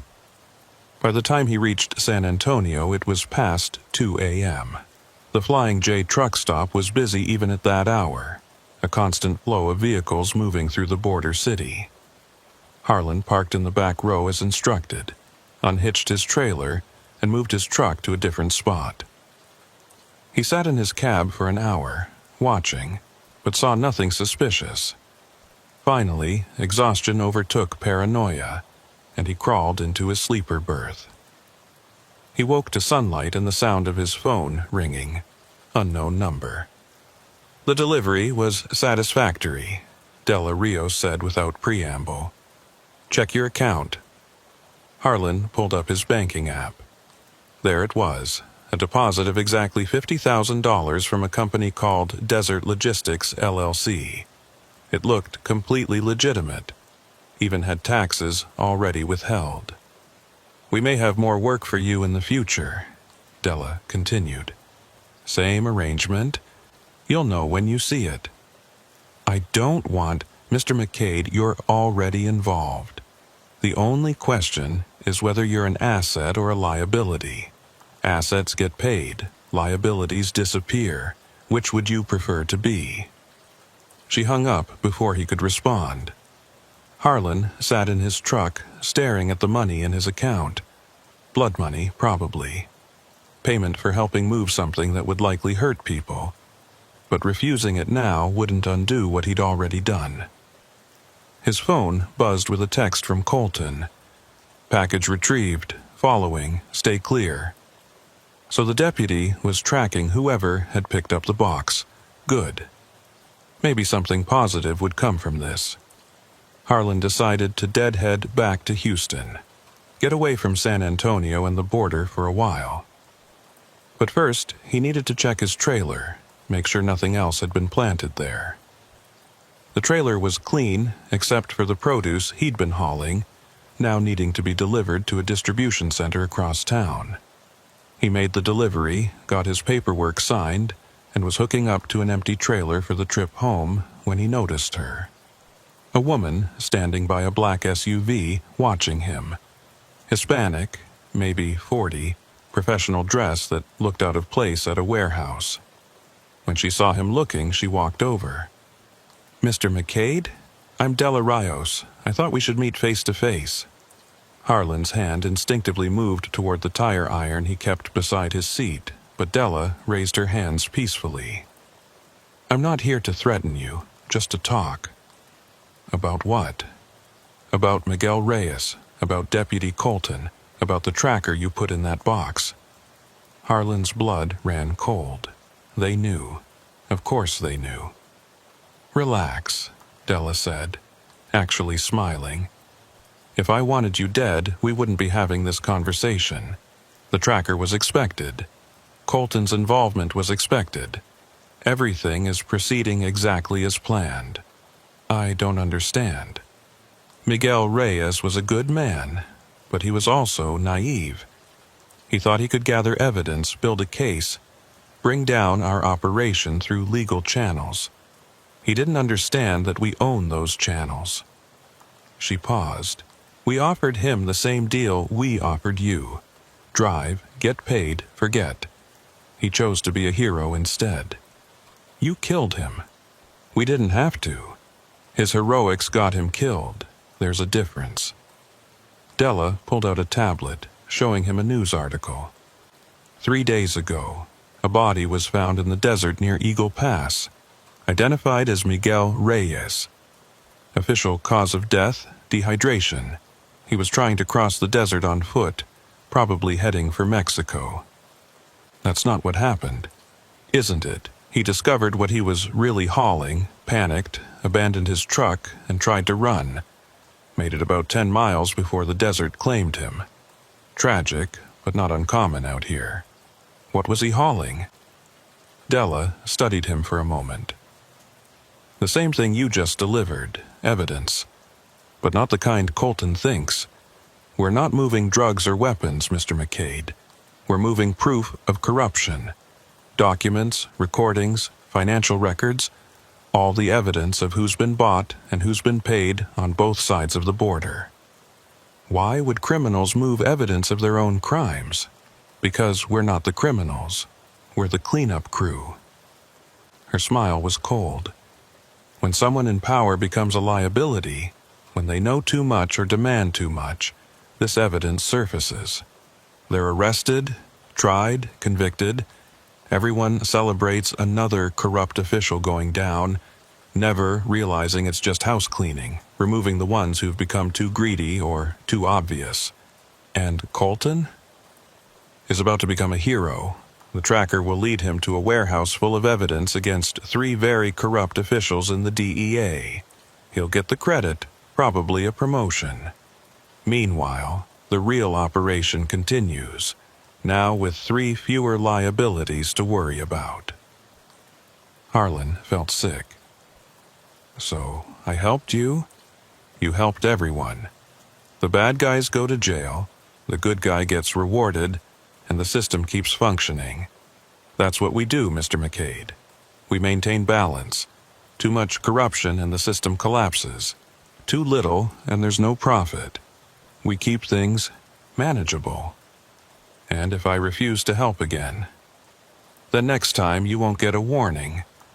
The package will just appear, and if you don't deliver it, you'll disappear, just like the others who thought they could fight us. She handed him a business card, blank except for a phone number. But if you're smart, you'll see this for what it is, an opportunity. $50,000 for one night's work. How many runs would you have to make to earn that legally? She walked back to her SUV and drove away, leaving Harlan standing in the warehouse lot, holding the card. His phone buzzed. Colton, texting that they'd found the warehouse, that it was a goldmine of evidence, that arrests were imminent. The deputy had no idea he was being played.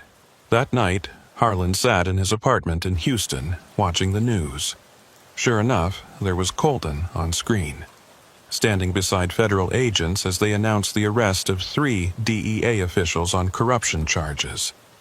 The evidence had come from an anonymous source, they said, but Deputy Colton's quick action had secured it before it could disappear.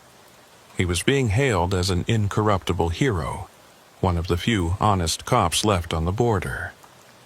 Harlan turned off the TV and looked at the blank business card Della had given him. He could throw it away, pretend this never happened, but he knew they'd find him again when they needed him. And the $50,000 in his account was real, more money than he'd ever had at one time. His phone rang. Colton. "McCade, you see the news? We got them. 3 major players in the corruption network, all going down thanks to that package you delivered." "That's great, Deputy. Listen, I wanted to thank you, and to warn you, These people, they're not going to give up. There will be retaliation. You need to be careful. I will be. And McCade, if they contact you again, you call me immediately. We're building a case, and every piece of evidence helps." Harlan agreed and hung up, knowing he would never call Colton about this again. The deputy was a good man, but he was swimming in waters too deep and dark for him to understand. They were all just pieces being moved around a board by players they'd never see. 3 weeks passed before they contacted him again. 3 weeks of normal runs, normal pay, normal life. Harlan had almost convinced himself the whole thing had been a one-time occurrence, that maybe they'd found another driver to be their unwitting mule. The $50,000 still sat in his account, untouched. He couldn't bring himself to spend it, but he couldn't bring himself to give it away either. He was hauling cattle feed from Corpus Christi to a ranch near Del Rio when he stopped for fuel in Uvalde. It was late afternoon, the kind of brutal August heat that made the asphalt shimmer like water. When he returned from paying for the diesel, there was someone sitting in his passenger seat. Not Della Rios. A man this time, younger, maybe 30, with the kind of forgettable face that would disappear in a crowd. He was reading Harlan's logbook like it was a newspaper, completely at ease. "Mr. McCade," he said, without looking up. "You're behind schedule. Who the hell are you?" "Someone who needs a package delivered. Check your trailer when you get to Del Rio. Same arrangement as before." He set down the logbook and opened the door to leave, then paused. "Oh, and Deputy Colton has been asking questions about you. Seems he thinks you might be more involved than you let on. You might want to handle that." Then he was gone, vanishing into the heat haze between the trucks. Harlan sat there, engine idling, air conditioning fighting a losing battle against the Texas sun. Colton suspected him. Of course he did. The deputy wasn't stupid. One miraculous tip might be luck, but if packages kept appearing. He drove to Del Rio, trying not to think about what might be waiting in his trailer. When he arrived at the ranch and opened the doors to unload the feed, there it was. Another box, identical to the first, tucked behind the pallets. His phone immediately buzzed with instructions.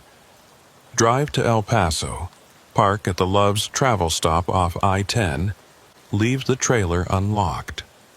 This time he didn't call Colton, didn't plant a tracker, just drove. But as he headed west on I-10, he noticed he was being followed. A white pickup truck, maintaining perfect distance, never passing, never falling back. It stayed with him for 50 miles before his phone rang. "Pull over at the next rest area." Colton's voice tight with anger. Harlan considered ignoring him, just driving on, but he knew that would only make things worse. He pulled into the rest area near Fort Stockton, the same one where Buck Rollins had encountered his own nightmare years before, though Harlan didn't know that story. Colton was out of his truck before Harlan had even set his brakes, striding over with barely controlled fury. "Open the trailer," he commanded. "I can't do that. It's sealed cargo. Open it, or I'll get a warrant." "On what grounds?" "On the grounds that you've been in contact with known smugglers, that you've received large cash payments from shell companies, and that Miguel Reyes's blood was found in your trailer." Colton's hand rested on his service weapon. "Yeah, we processed your truck that night in Cotula. Found traces of blood that match Reyes. So either you open that trailer voluntarily, or I arrest you for murder." It was a bluff. Had to be. The trailer had been clean, but Harlan couldn't be sure, and Colton looked ready to make good on his threat. He climbed out and walked to the back of the trailer, breaking the seal and opening the doors. The box sat there, innocuous as before. Colton climbed up and examined it, taking photos, checking for any identifying marks. "What's in it?" he asked. "I don't know." "Don't lie to me, McCade. you're working with them. The payment hit your account 3 weeks ago. I've been monitoring your finances. That's illegal without a warrant. So is smuggling. Colton pulled out a knife, cutting through the tape on the box. Inside were files, hundreds of them, and what looked like hard drives. The deputy pulled out one of the files, scanning through it. His face went pale. "Jesus Christ," he whispered. These are witness statements, protected witness statements from the Marshal Service." He looked up at Harlan. "Do you have any idea what this is? These are people in witness protection, people who testified against the cartels. Names, locations, new identities." Harlan felt sick. "I didn't know. If this gets to the cartels, dozens of people die. Families, children." Colton pulled out his phone, started to dial, then stopped. His expression changed from anger to calculation. "Wait, why would they move this through you? They have to know I'm watching." That's when they both heard it. Vehicles approaching fast, no sirens, just the roar of engines. 3 black SUVs burst into the rest area, surrounding them. Men in tactical gear emerged, weapons drawn but not aimed. Not threatening, just present. One of them, clearly the leader, approached with his hands visible. "Deputy Colton, Mr. McCade, I'm Agent Torres with the DEA.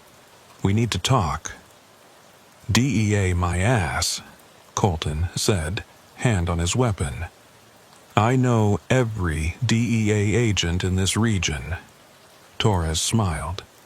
"No, you know every official DEA agent. Some of us work in a different capacity." He gestured to the box. "That information is bait, Deputy. We've been tracking a leak in the Marshal Service for 2 years. Someone's been selling witness locations to the cartels. We needed to see who would come for this. So, this is all a setup?" "Everything's a setup down here," Torres replied. "The question is, who's setting up whom? Mr. McCade here has been very helpful, whether he knows it or not. Every package he delivers helps us map the network, identify the players. He's innocent? Nobody's innocent, but he's useful." Torres looked at Harlan. "You're going to complete this delivery. We'll be watching. When someone comes for the box, we'll know who the leak is. And if I refuse, then Deputy Colton here arrests you for trafficking, and you spend the next 20 years in federal prison. Your choice." It wasn't a choice at all. Harlan nodded, and Torres's team began repacking the box, resealing it perfectly. "Deputy, you're going to drive away now," Torres said to Colton. "Go back to your regular patrol, file a report saying you found nothing. If you interfere with this operation, I'll make sure every cartel in Mexico knows you've been investigating them. How long do you think you'd last?" Colton's face was red with rage, but he nodded stiffly. As he walked back to his truck, he paused beside Harlan. "They're all using you," he said quietly. "Dela Rios, Torres, all of them. You're just a pawn in their games. Get out while you can." Then he drove away, leaving Harlan alone with Torres and his team. "He's right, you know," Torres said conversationally. "You are being used. But pawns sometimes survive to the end of the game, even become queens. Play this right, and you might come out ahead. And Dela Rios is exactly who she said she is, a logistics specialist maintaining balance. We know about her operation. Sometimes we shut parts of it down. Sometimes we let it run. It's all about the bigger picture." They left, and Harlan continued to El Paso alone, his mind churning. He was trapped between multiple forces, none of which cared if he lived or died as long as he served their purposes. The box in his trailer might save lives or end them, might catch a traitor or protect one. He had no way of knowing which side was really the right one, or if there even was a right side. He made the delivery in El Paso, parking at the Loves and walking away as instructed. Within an hour, his phone buzzed with another $50,000 deposit. Blood money or hero's pay. He couldn't tell anymore. That night, he sat in a motel room watching the news. No mention of arrests, no breaking news about saved witnesses or captured traitors. Whatever had happened with that box of files, it wasn't making headlines. Maybe it never would. His phone rang. Della Rios. "You did well today, Mr. McCade. Even with the complications. You knew Colton would intercept me. We knew everything. Colton, Torres, the fake files, all of it was anticipated. The real package was delivered 2 days ago by another driver. You were the distraction." "Then why?" "Because now Torres thinks he's tracking us. Colton thinks he's uncovered a conspiracy. Everyone's looking at you while the real work continues elsewhere. You're valuable precisely because everyone's watching you. I want out. No, you don't. You want to keep driving, keep earning, keep your family safe. And you will, as long as you keep delivering what we need delivered." Her tone softened slightly. "This isn't forever, Mr. McCade. A few more runs, maybe a year, and we'll find someone else. You can retire early, blame a bad back or whatever truckers blame when they quit. But for now, you're needed." She hung up, and Harlan threw his phone against the wall, watching it shatter. It didn't matter, they'd find him anyway. They always did. The next morning, he bought a new phone and found a message already waiting. Coordinates for his next pickup. Another promise of payment. Another link in a chain he couldn't break.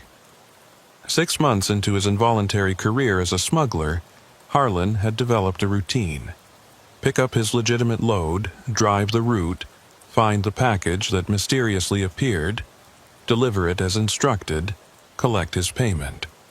He'd made 8 runs, earning $400,000 that sat in various accounts, untouched and poisonous. He'd stopped trying to figure out what he was hauling or which side was using him at any given moment.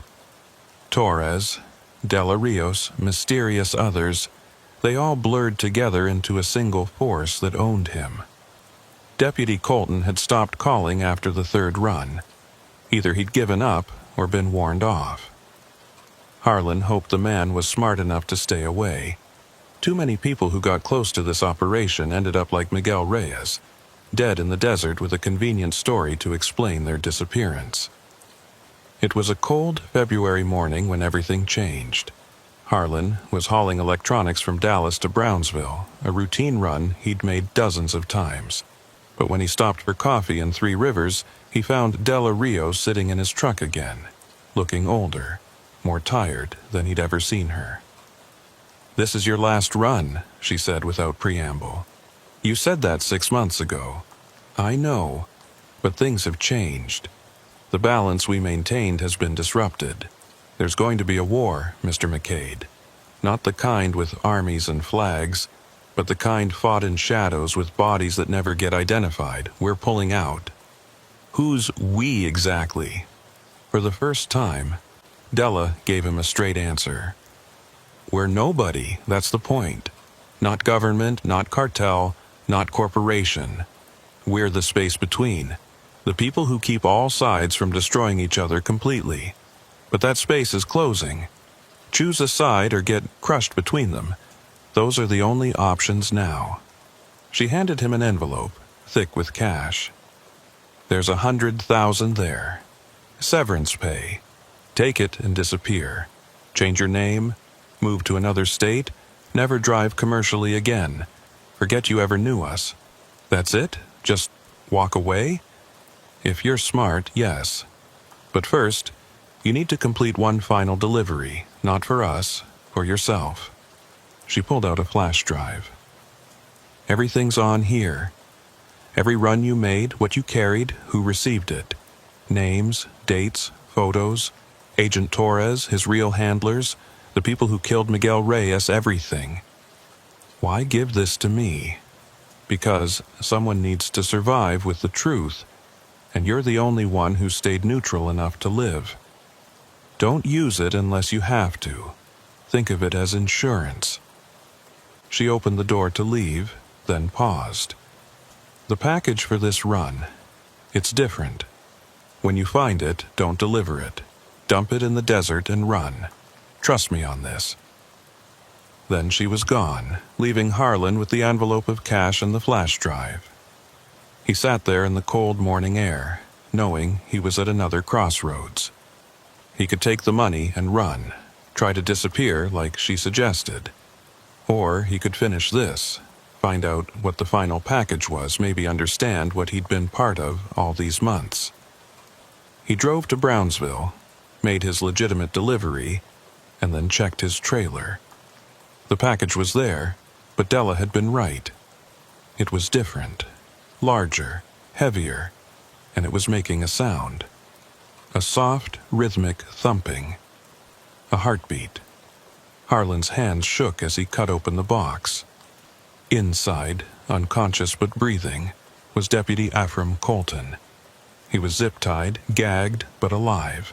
A note was pinned to his shirt. Deliver to coordinates provided or both die. His phone buzzed with GPS coordinates. A location deep in the desert near the border. The kind of place where bodies were never found. Someone wanted Colton dead and wanted Harlan to be the delivery man. He cut Colton's bonds and gently slapped his face until the deputy's eyes fluttered open. It took a moment for recognition and understanding to dawn. "McCade? Where are we?" "My trailer. Someone boxed you up for delivery to what I'm guessing is your execution. We need to get out of here." Colton struggled to sit up, clearly drugged but fighting through it. "It was Torres. He came to my house, said he had evidence about the network. Next thing I know, I'm waking up here. Torres works for the government. Torres works for whoever pays him. I've been investigating. He's been playing all sides. DEA, cartels, Dela Rios's people. He's the one who killed Reyes when Miguel figured out Torres was dirty." Harlan helped Colton out of the trailer and into his truck cab. "Della warned me not to make this delivery." "Dela Rios? She's part of this?" "She was. Said she's getting out, that a war's coming." Harlan showed him the flash drive. "She gave me this, said it has everything." Colton plugged it into Harlan's laptop, scanning through files. His expression grew increasingly grim. Jesus, this implicates half the law enforcement in South Texas. Judges, prosecutors, federal agents. "McCade, this is evidence of a conspiracy that goes all the way to Washington. So, what do we do with it?" Before Colton could answer, Harlan's phone rang. "Torres. Mr. McCade, you're late for your delivery. The package was damaged in transit." There was a pause. "I see. That's unfortunate. Where are you?" "Still in Brownsville. Stay there. I'm coming to you." The line went dead. Colton and Harlan looked at each other.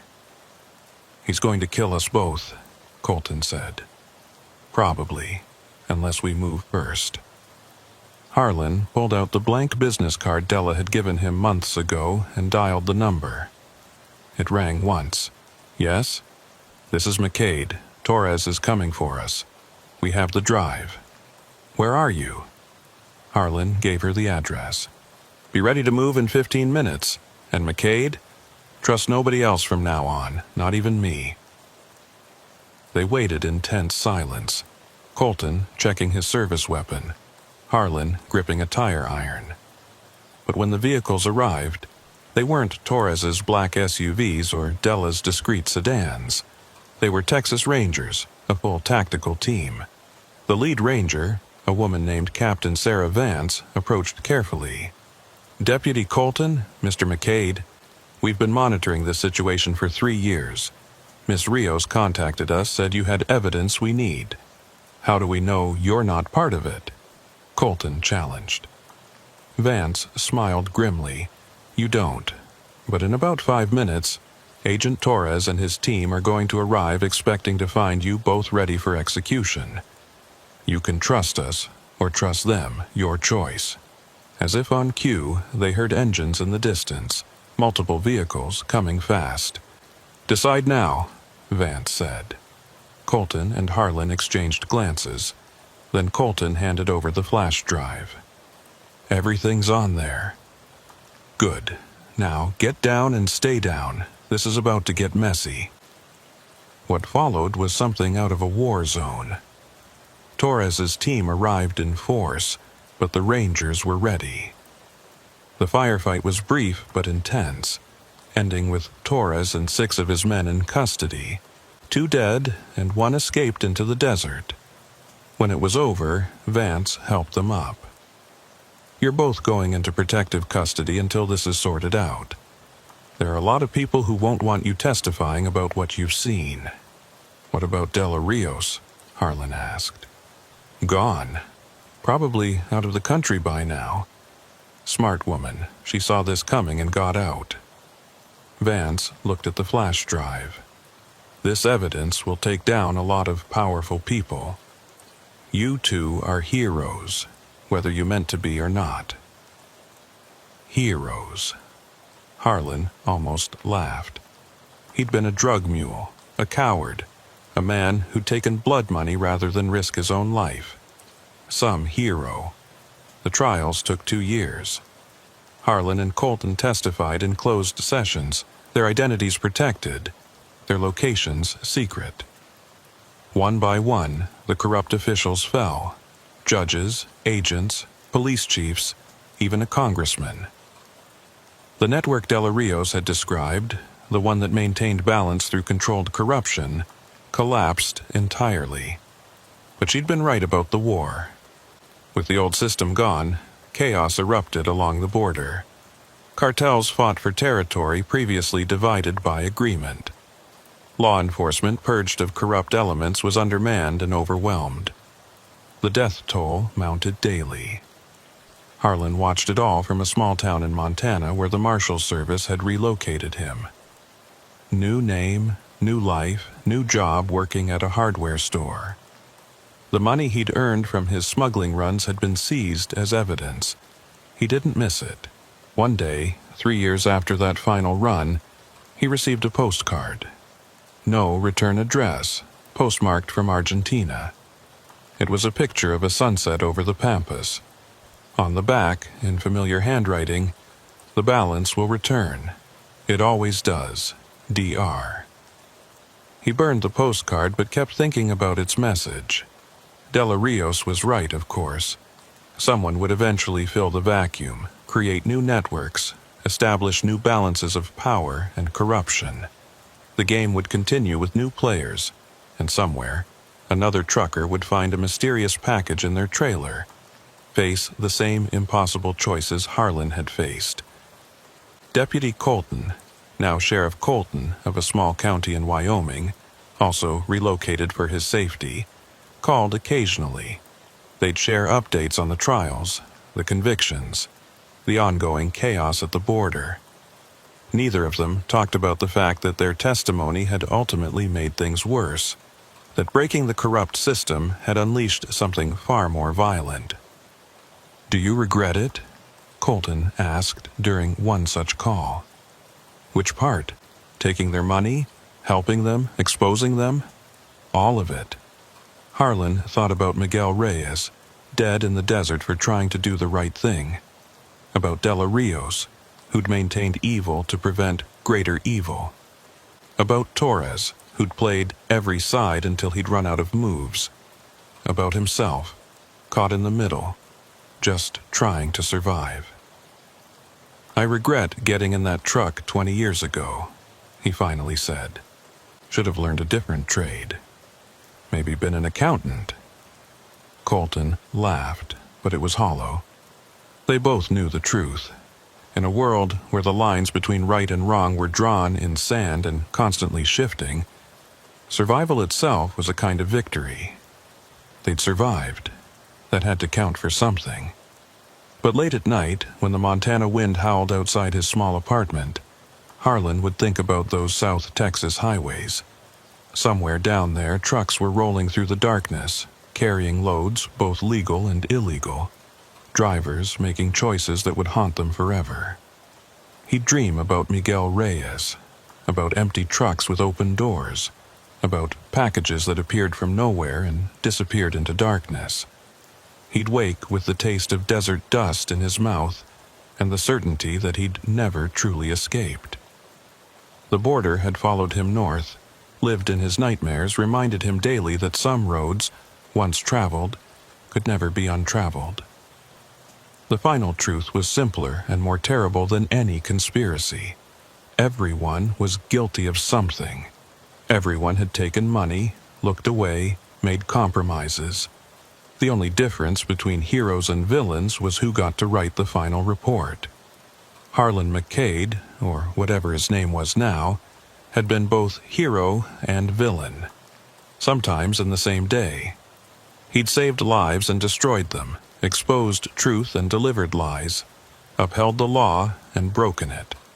He was, in the end, just another American trucker who'd driven too close to the border between right and wrong and discovered there was no border at all, just an endless gray highway stretching into darkness, where every mile marker looked the same, and every destination was just another beginning.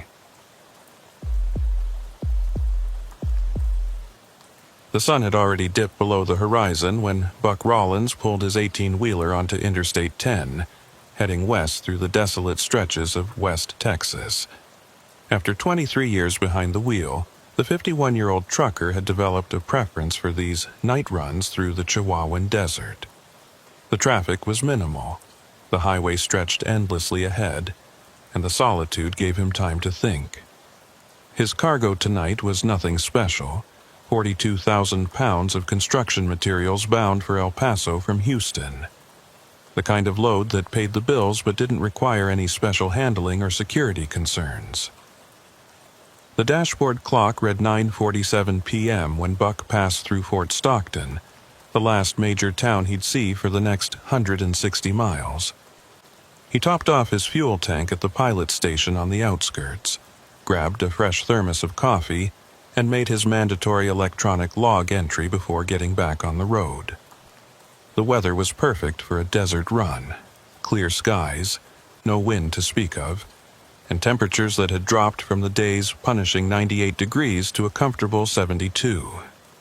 Buck settled into his seat, adjusted his mirrors one final time, and merged back onto the interstate. The CB radio crackled occasionally with chatter from other truckers, mostly complaining about construction delays near Van Horn or warning about speed traps just past the Pecos County line.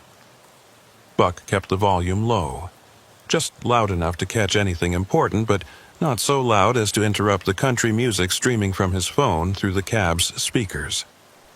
George Strait's voice filled the space, singing about Amarillo skies and West Texas towns, the perfect soundtrack for the long haul ahead. It was around 11:15 p.m., approximately 60 miles west of Fort Stockton, when Buck first noticed the lights in his side mirror.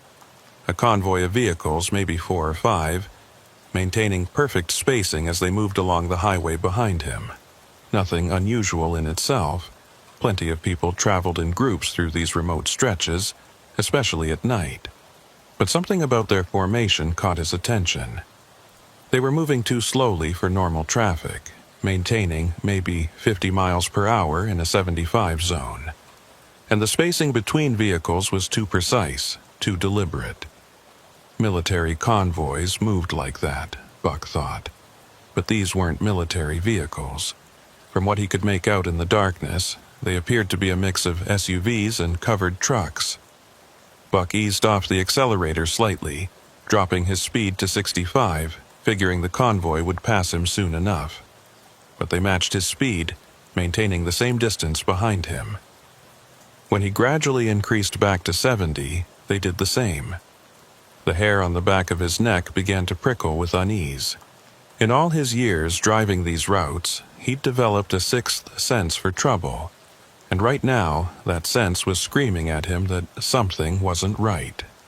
The convoy followed him for another 20 miles, never gaining, never falling back, just maintaining that steady, unsettling presence in his mirrors. Buck reached for his CB radio, switching to Channel 19, the unofficial truckers' channel. Breaker 19, this is Dusty Roads westbound on I-10 near mile marker 320. Anybody else seeing this convoy running slow out here? Over. Static filled the cab for a moment before a voice crackled back. Dusty Roads, this is Night Owl, eastbound at marker 340. Passed them about 10 minutes ago. Strange bunch, running dark with just their parking lights. Couldn't see inside any of the vehicles, gave me the creeps, over. Running dark with parking lights only. That detail sent a chill through Buck. Why would anyone drive through the desert at night without proper headlights unless they didn't want to be clearly seen? He glanced at his side mirror again. Now that Night Owl mentioned it, the lights did seem dimmer than normal headlights should be.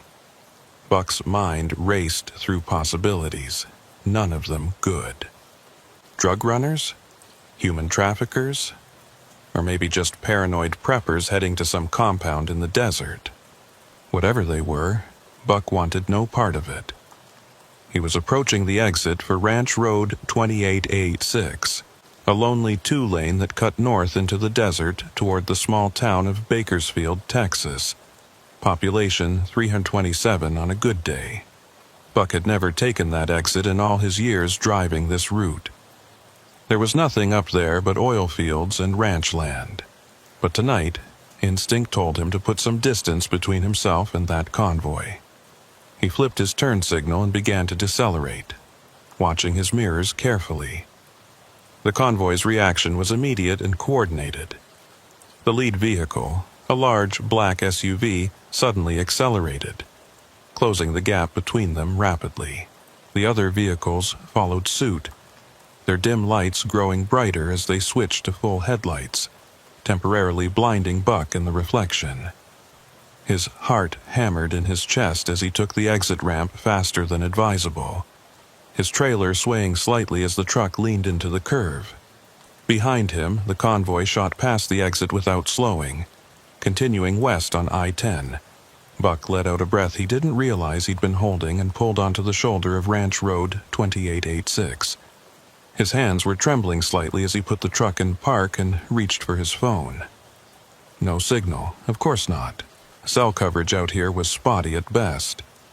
He grabbed the CB radio instead. Night Owl, this is Dusty Roads. You still on channel? Still here, Dusty. Everything all right? Saw you take that Bakersfield exit. Yeah, I'm good. That convoy just spooked me is all. They sped up when I exited, went on past. You know anything about groups running dark through here? There was a long pause before Night Owl responded. Dusty, I've been driving this route for 15 years. Last 3 months I've seen groups like that maybe half a dozen times, always at night, always between Fort Stockton and Van Horn. Other drivers have seen them too. Nobody knows what they're hauling, but whatever it is, they don't want attention. Best to stay clear, friend. Buck thanked Night Owl and signed off. He sat in the darkness for a moment, engine idling, considering his options. He could wait here for 30 minutes, give the convoy time to get far ahead, then get back on I-10. Or he could take Ranch Road 2886 north to Bakersfield, then cut west on Farm Road 2023, eventually rejoining I-10 near Fort Hancock. It would add almost 2 hours to his trip, but something told him that keeping distance from that convoy was worth the delay. He was reaching for the gear shift when movement in his passenger side mirror caught his eye. A pair of headlights had appeared on Ranch Road 2886, coming from the direction of I-10. Buck's blood ran cold. Had one of the convoy vehicles doubled back? The lights grew closer, and Buck could make out the silhouette of a pickup truck, moving slowly, deliberately, as if searching for something or someone. Buck killed his running lights, leaving only the mandatory markers illuminated. The pickup continued its approach, now less than a quarter mile away. In the moonlight, Buck could see it was an older model Chevrolet, dust-covered and bearing Texas plates. It pulled onto the shoulder about 50 yards behind Buck's rig and stopped. For a long moment, nothing happened. Then the driver's door opened, and a figure stepped out. The man was tall and lean, wearing jeans, boots, and what looked like a Western shirt. He stood beside his truck for a moment, seeming to study Buck's rig, then began walking forward with the measured, confident gait of someone who belonged out here in the desert darkness. Buck's hand moved instinctively to the tire iron he kept beside his seat. He'd never had to use it in 23 years, but there was always a first time. The man stopped about 10 feet from Buck's door and called out in a voice that carried the distinctive drawl of West Texas. "Everything all right there, driver? I saw you take the exit, kind of sudden-like." Buck cracked his window just an inch. "I'm fine, just needed a break from the road." The man nodded, his face obscured by the shadow of his hat brim. "Smart thinking. That bunch that passed through, you did right to let them go on ahead." He paused, then added, "Name's Clint Hargrove. I ranch about 15 miles north of here. Seen you trucks pulling off here more and more lately, trying to avoid them folks." "You know who they are?" Buck asked, his curiosity overcoming his caution. Clint spat tobacco juice onto the dirt. "I know enough to know that asking too many questions about them is a good way to end up as buzzard food out in the desert. They've been using the old smuggling roads through the Big Bend for months now. Border Patrol can't touch them. They never cross the actual border, just meet up with folks who do." He looked directly at Buck's mirror, knowing the driver could see him. "If I were you, I'd wait here another hour before getting back on I-10, and maybe find yourself a different route for a while." Before Buck could respond, Clint turned and walked back to his pickup. He paused at his door and called back, "Oh, and driver, if anyone asks, you never saw me, and we never had this conversation. Some things in West Texas are better left unspoken." With that, he got in his truck, started it up, and headed north on Ranch Road 2886, his taillights disappearing into the desert darkness. Buck sat in stunned silence, processing what had just happened. Whatever that convoy was transporting, it was clearly something that had the locals scared enough to warn strangers but not brave enough to report to authorities. He glanced at his dash clock, 11:47 p.m. His delivery wasn't due until 8 a.m. He had time to wait, time to let whatever was happening out there pass him by. But as he sat in the darkness, engine idling, something nagged at him. Clint Hargrove had known too much, had appeared too conveniently.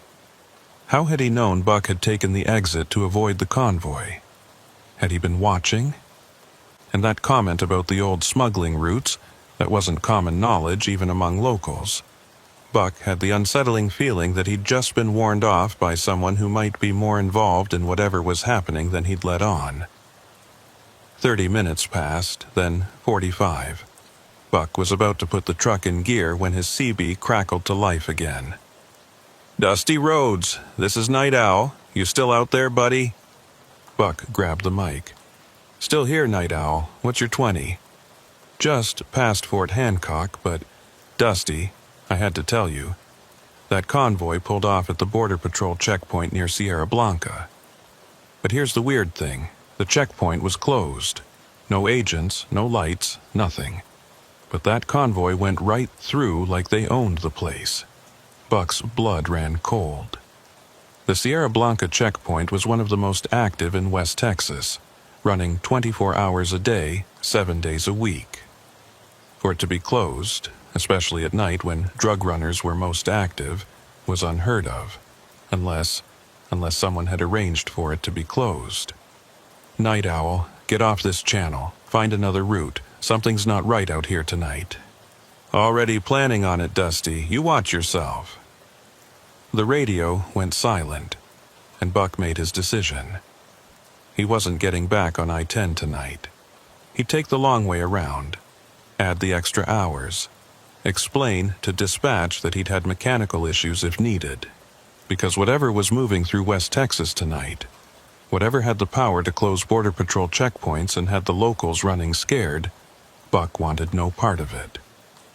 He put the truck in gear and headed north on Ranch Road 28A6, his headlights cutting through the darkness. In his mirrors, he thought he caught a glimpse of lights far behind him, but when he looked again, there was nothing but darkness. The desert had a way of playing tricks on your eyes, especially when your nerves were already on edge. 5 miles north, Buck noticed a set of fresh tire tracks cutting off the road into the desert, heading east toward a line of low hills. Multiple vehicles had passed this way recently, heavy ones judging by the deep impressions in the sandy shoulder. He slowed, studying the tracks in his headlights. They were recent, very recent. No wind erosion at all. Whatever had made them had passed this way within the last hour. Against his better judgment, Buck stopped the truck and grabbed his flashlight. He walked over to examine the tracks more closely. Mixed in with the tire impressions were other marks, drag marks, as if something heavy had been pulled from vehicles. The marks led off into the desert, disappearing into the darkness beyond the range of his flashlight. A sound made him freeze. Voices, carried on the still night air. They were speaking Spanish, but occasionally he caught English words. Shipment, checkpoint, morning pickup. Buck clicked off his flashlight and stood perfectly still, his heart pounding. The voices were coming from the direction of those hills, maybe half a mile away. Too close, way too close. He backed slowly toward his truck, trying not to make any noise on the gravelly ground. He'd just reached the cab when headlights appeared on the road from the north, coming fast. Buck quickly climbed into his cab and started moving, trying to look like he'd never stopped. The vehicle, another black SUV like the ones from the convoy, blazed past him heading south without slowing. But in his mirror, Buck saw its brake lights flare as it reached the spot where the tracks cut into the desert. Buck pushed the accelerator down, building speed despite the narrow road. He needed to put distance between himself and whatever operation he'd stumbled onto. His mind raced through what he'd witnessed. A convoy running dark, a mysteriously closed Border Patrol checkpoint, fresh tracks leading into the desert, voices in the darkness discussing shipments. He'd driven into the middle of something big, something organized, something that had the power to operate with apparent impunity in one of the most heavily patrolled regions of Texas. 10 miles north, the lights of Bakersfield appeared. Just a handful of buildings clustered around the intersection of Ranch Road 2886 and Farm Road 2023. The town's single gas station was closed, but its lights were on, providing a welcome beacon of civilization. Buck pulled into the lot and parked under the brightest light he could find. He tried his phone again. 1 bar of signal. It would have to do. He scrolled through his contacts until he found the number for Jeff Martinez, an old friend who worked for the Texas Department of Public Safety. Jeff answered on the third ring, his voice thick with sleep. "Buck? Jesus, man, it's past midnight. What's going on?" "Jeff, I need you to listen and not ask questions. I'm at the gas station in Bakersfield, just north of I-10. I've seen something out here, convoys running dark, closed Border Patrol checkpoints, tracks leading into the desert. Something big is moving through here tonight." There was a long pause. When Jeff spoke again, his voice was fully alert and deadly serious. "Buck, are you alone?" "Yeah, but get back on the road, right now. Don't stop until you reach Fort Hancock. Don't take I-10. Stay on the farm roads." "Jeff, what's going?" "Buck, please. Just trust me. There's an operation happening tonight, has been in the works for months. You've stumbled into something way above both our pay grades. Multiple agencies are involved. "I can't say more, but you need to be somewhere else when things go down." The line went dead. Buck stared at his phone, then looked around the empty gas station lot. He'd known Jeff for 15 years, had never heard that tone in his voice before. Whatever was happening out here was official, sanctioned, and probably dangerous enough that witnesses were unwelcome. He started his truck and pulled back onto Farm Road 2023, heading west toward Fort Hancock. In his mirrors, he caught sight of several sets of headlights converging on Bakersfield from different directions. He pressed harder on the accelerator, pushing the truck as fast as he dared on the narrow road. 20 minutes later, the night sky behind him lit up with flashes of light. Not explosions, but the distinctive blue and red of multiple emergency vehicles. His CB radio exploded with chatter, voices overlapping in panic and confusion. Through the chaos, he caught fragments. Convoy intercepted. Shots fired. Multiple agencies on scene. Shut down all civilian traffic. Buck turned off the CB, not wanting to hear more. He'd gotten out just in time, thanks to Jeff's warning. But as he drove through the darkness toward Fort Hancock, one thought kept nagging at him. Clint Hargrove had warned him too, had told him to stay away, to forget what he'd seen. Had Clint been part of the operation, an undercover agent, or something else entirely? The sun was just beginning to paint the eastern horizon pink when Buck finally pulled into the truck stop at Fort Hancock. He'd been driving for nearly 7 hours since leaving Houston, but it felt like days. His hands shook slightly as he filled out his logbook, carefully omitting any mention of his detour through Bakersfield or what he'd witnessed in the desert. Some things were better left unrecorded. He grabbed a few hours of sleep in his cab, but his rest was fitful, plagued by dreams of convoys moving through darkness and voices speaking in shadows. When he woke at 9 a.m., his phone had 17 missed calls from his dispatcher and 3 from Jeff Martinez. He called a dispatch first, explaining that he'd had to take a detour due to road conditions but would still make his delivery window. The lie came easily. After what he'd seen, the truth seemed far more dangerous. Jeff's voicemail was brief. Operations over. 6 agencies, 47 arrests, largest smuggling ring in Texas history. You were never there, understand? Delete this message. Buck deleted the message and tried to push the whole experience from his mind as he completed his delivery in El Paso. But as he loaded up for the return trip to Houston, he couldn't shake the feeling that the story wasn't over. The official operation might have ended with those arrests, but something about Clint Hargrove's warning still bothered him. The man had known too much, had been too prepared. 3 days later, Buck was back on I-10, making another night run through West Texas. He'd deliberately taken a different route on his last 2 trips, going north through Lubbock and Amarillo to avoid that stretch of highway. But tonight, his load was time-sensitive, and the direct route was his only option. He told himself that with the smuggling ring broken up, the danger had passed. He was wrong. It was just past 2 a.m. when he reached the exit for Ranch Road 2886 again.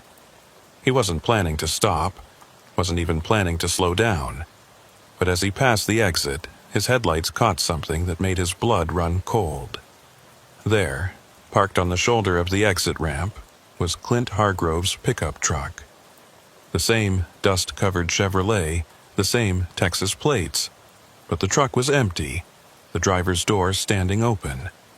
Every instinct told Buck to keep driving, to pretend he hadn't seen anything. But something, maybe conscience, maybe curiosity, made him take the exit. He pulled onto the shoulder behind Clint's truck and grabbed his flashlight, leaving his engine running. The pickup was definitely Clint's. Buck recognized the distinctive dent in the tailgate. But where was the man himself? Buck swept his flashlight around the area.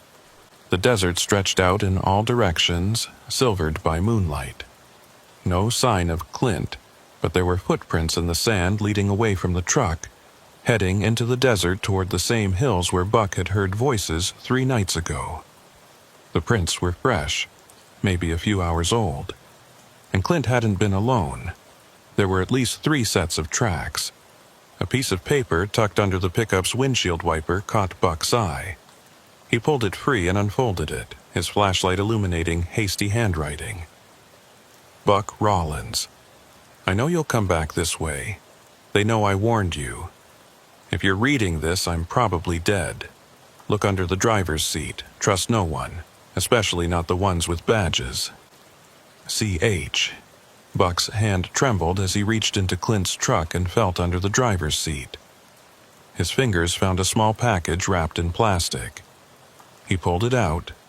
It was a flash drive and a folded map. The map showed the area around Bakersfield with various locations marked in red ink. Each mark had a date beside it, going back almost 2 years.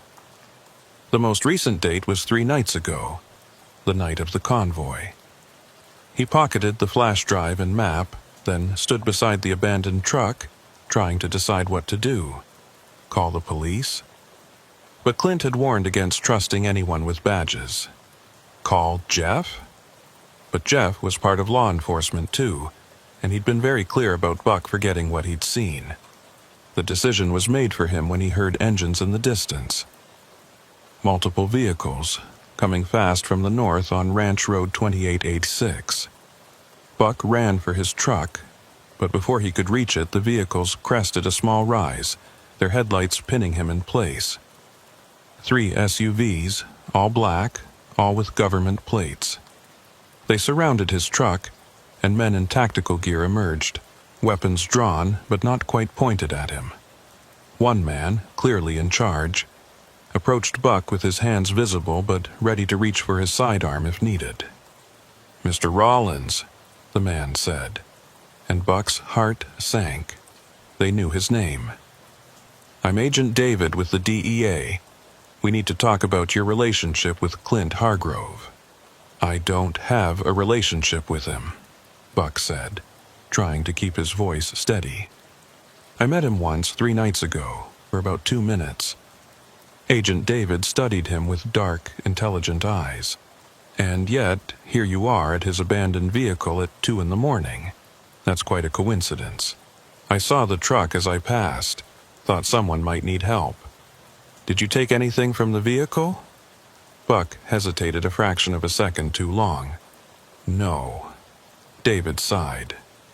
"Mr. Rollins, you're not a criminal, and I don't want to treat you like one.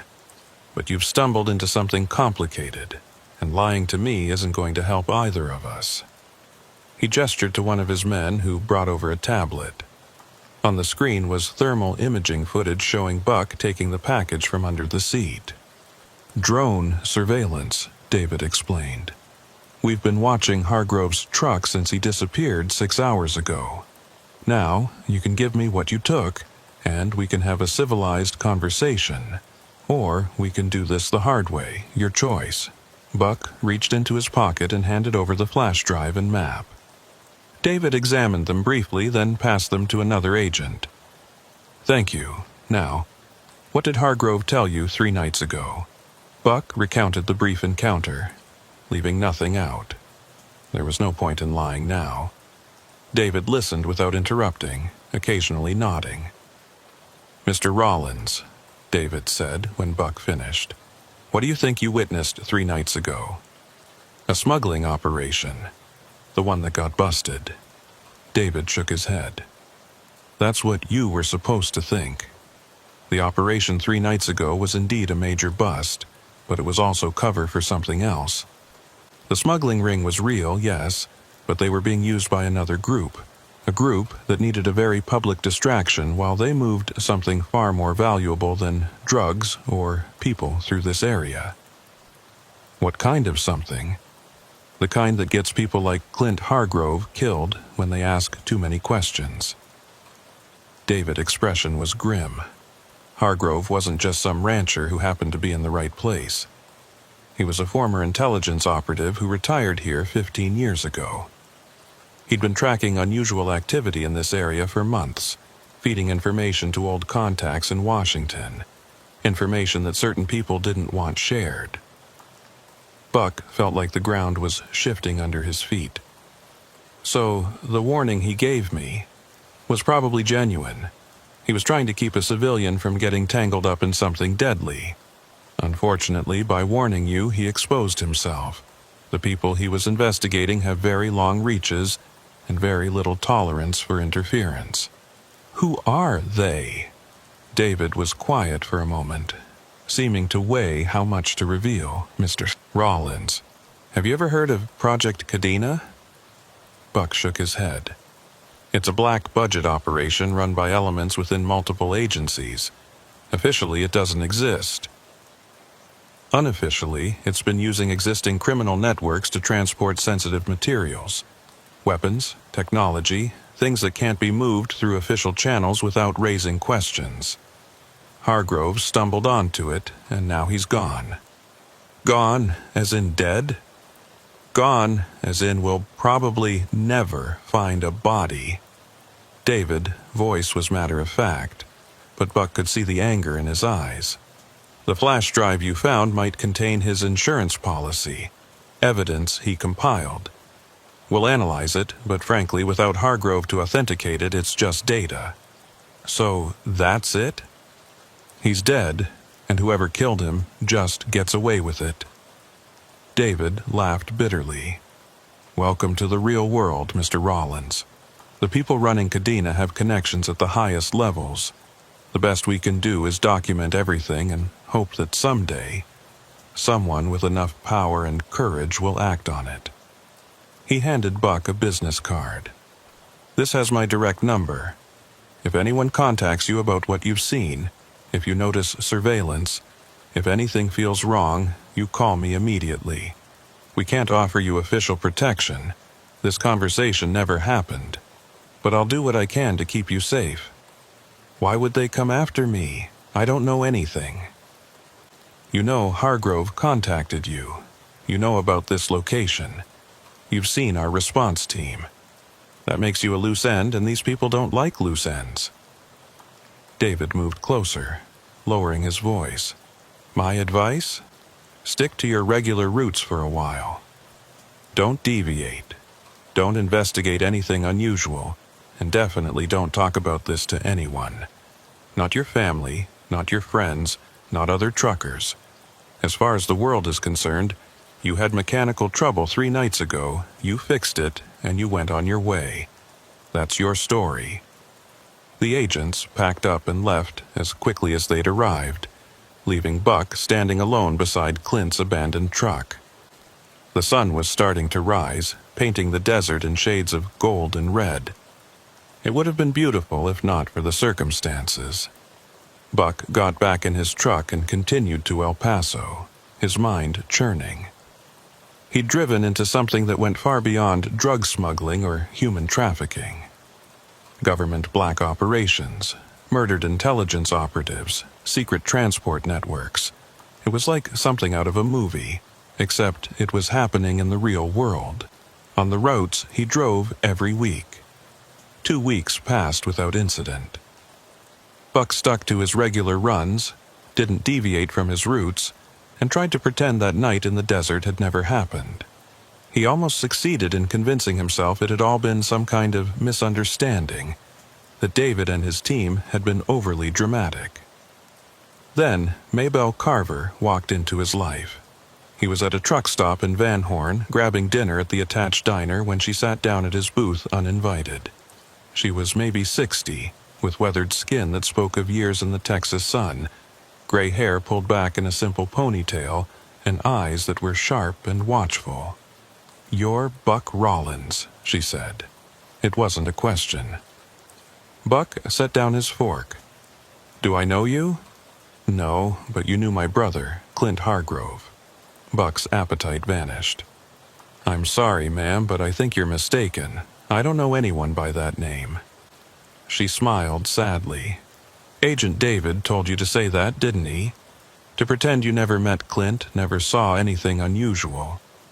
That's good advice, Mr. Rollins, but I'm not here to cause you trouble. I just need to know. Was he alive when you saw him? Buck glanced around the diner. It was nearly empty. Just a couple of other truckers absorbed in their own meals. Yes, he said quietly. He was alive. Thank you. Tears welled in her eyes. They won't tell me anything, you see. Officially, Clint never existed. 15 years of retirement erased because he asked the wrong questions. She pulled a worn envelope from her purse and slid it across the table. He left this for me, told me to give it to you if something happened to him. How did you know who I was? Clint was very thorough. He ran your plates that night, found out everything about you. Clean record, family man, 23 years driving without a serious incident. He said you were the kind of person who would do the right thing if given the chance. Buck didn't touch the envelope.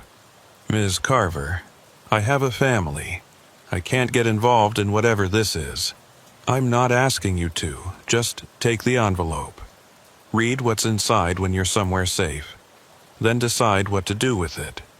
If you choose to destroy it, I'll understand. But Clint believed someone needed to know the truth, and he chose you. She stood to leave, then paused.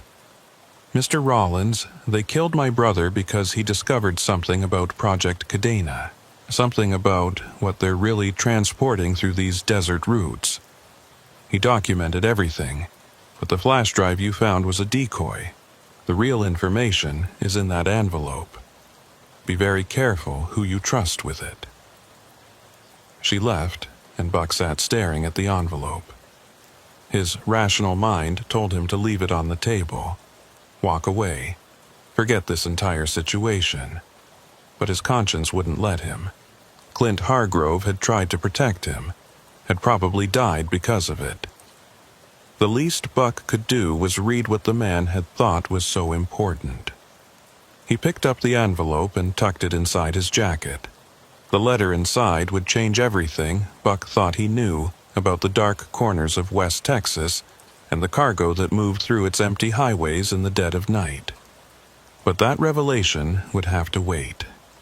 As Buck left the diner, he noticed a black SUV in the parking lot.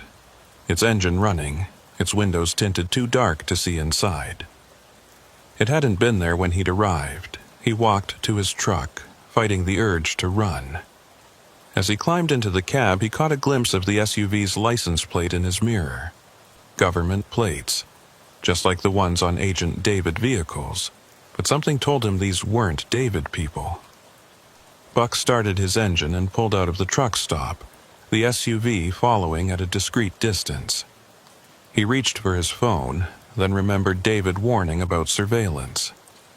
If they were watching him physically, they were probably monitoring his communications too. He was on his own, carrying information that had gotten at least one person killed, with unknown forces tracking his every move. The empty highway stretched out before him, and for the first time in 23 years, Buck Rollins was afraid of what might be waiting in the darkness ahead. Buck drove for 30 miles with the black SUV maintaining its distance, never falling back, never moving closer, just a constant presence in his mirrors. He'd thought about stopping at another truck stop, surrounding himself with witnesses, but something told him that wouldn't matter to whoever was in that vehicle. If they wanted to make a move, they would do it regardless of who was watching. The envelope felt like it was burning a hole in his jacket pocket. He desperately wanted to read what Clint had written, but he couldn't risk pulling over. Couldn't risk showing any sign that he knew he was being followed. So he drove, maintaining a steady 68 miles per hour, just another trucker making his delivery. As he approached the lights of Fort Hancock, the SUV suddenly accelerated, closing the gap between them. Buck's hands tightened on the steering wheel. This was it. Whatever was going to happen would happen now. But instead of forcing him off the road, the SUV swept past him in the left lane, its windows still too dark to see inside. It took the next exit without slowing, disappearing into the night as mysteriously as it had appeared. Buck let out a breath he didn't realize he'd been holding. Either they'd decided he wasn't a threat, or they were switching out surveillance teams. Neither option was particularly comforting. He took the second Fort Hancock exit and pulled into a well-lit 24-hour truck stop, parking his rig between two other trucks for cover. Only then did he pull out Clint's letter. The handwriting was neat and precise, the words chosen carefully. "Buck, if you're reading this, then Maybelle found you, and I'm gone. I'm sorry you got dragged into this, but someone outside the system needs to know what's happening out here. The flash drive Agent David has contains real information, but it's incomplete. Deliberately so. I knew they were watching me, knew they'd eventually come. So I gave them something to find. Something that tells part of the story, but not the dangerous part. Project Cadena isn't just about moving illegal materials through existing smuggling networks. It's about something much worse. They're transporting biological materials, weaponized pathogens developed in off-the-books labs. The kind of things that violate every treaty we've ever signed. They move them in small quantities, using the drug runners as unwitting mules. If a shipment gets intercepted, the carriers take the fall for drug smuggling, never knowing what they were really transporting. 3 months ago, one of these shipments went wrong. A container breached near Bakersfield. 7 people died, officially from contaminated drugs, but I saw the bodies. Whatever killed them, it wasn't any drug. The cleanup team that responded wasn't DEA or Border Patrol. They wore no insignia, spoke with Eastern European accents, and had equipment I've only seen in military bioweapon response units. I've documented everything: photos, shipping manifests, communication intercepts. The real evidence is hidden at my ranch. GPS coordinates are on the back of this letter. But be warned, they'll be watching the place. If you go at night, go alone, and trust no one in law enforcement. David might be clean, but his superiors aren't.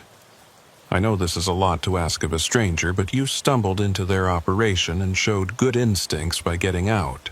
That tells me you're smart enough to handle this. The information at my ranch needs to get to someone who can act on it. A journalist, a congressman, someone with the power and courage to expose this. One last thing. Maybelle doesn't know what I'm involved in. She thinks I'm paranoid, maybe losing my mind.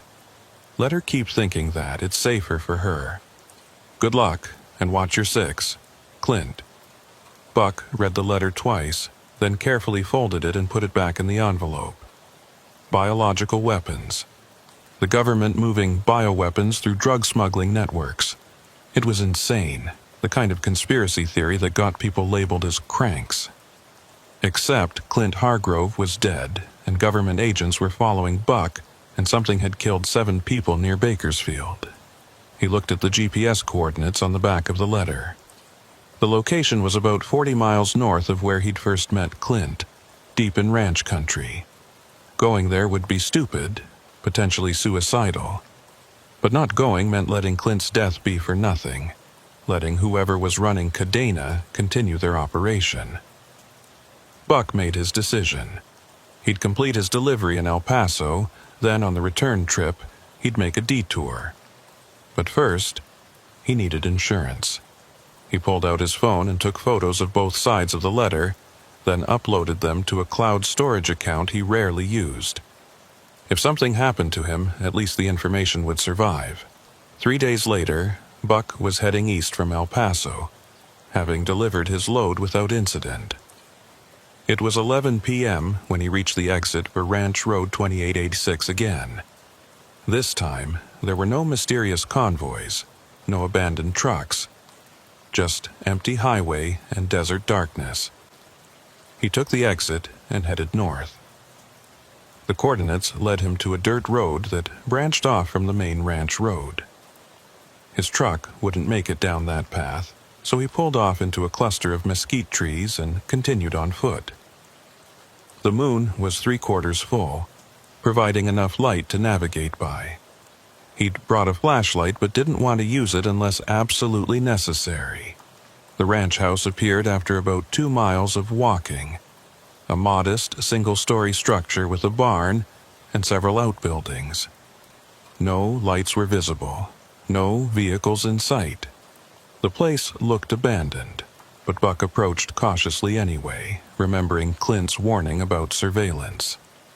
The front door was unlocked, which immediately set off alarm bells in Buck's head. He pushed it open carefully and stepped inside. The house had been searched, thoroughly.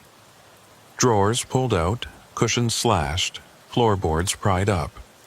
Someone had been looking for something, and from the destruction, they hadn't found it.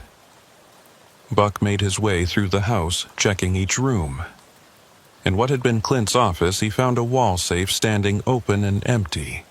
Either Clint had cleared it out, or whoever searched the place had gotten into it.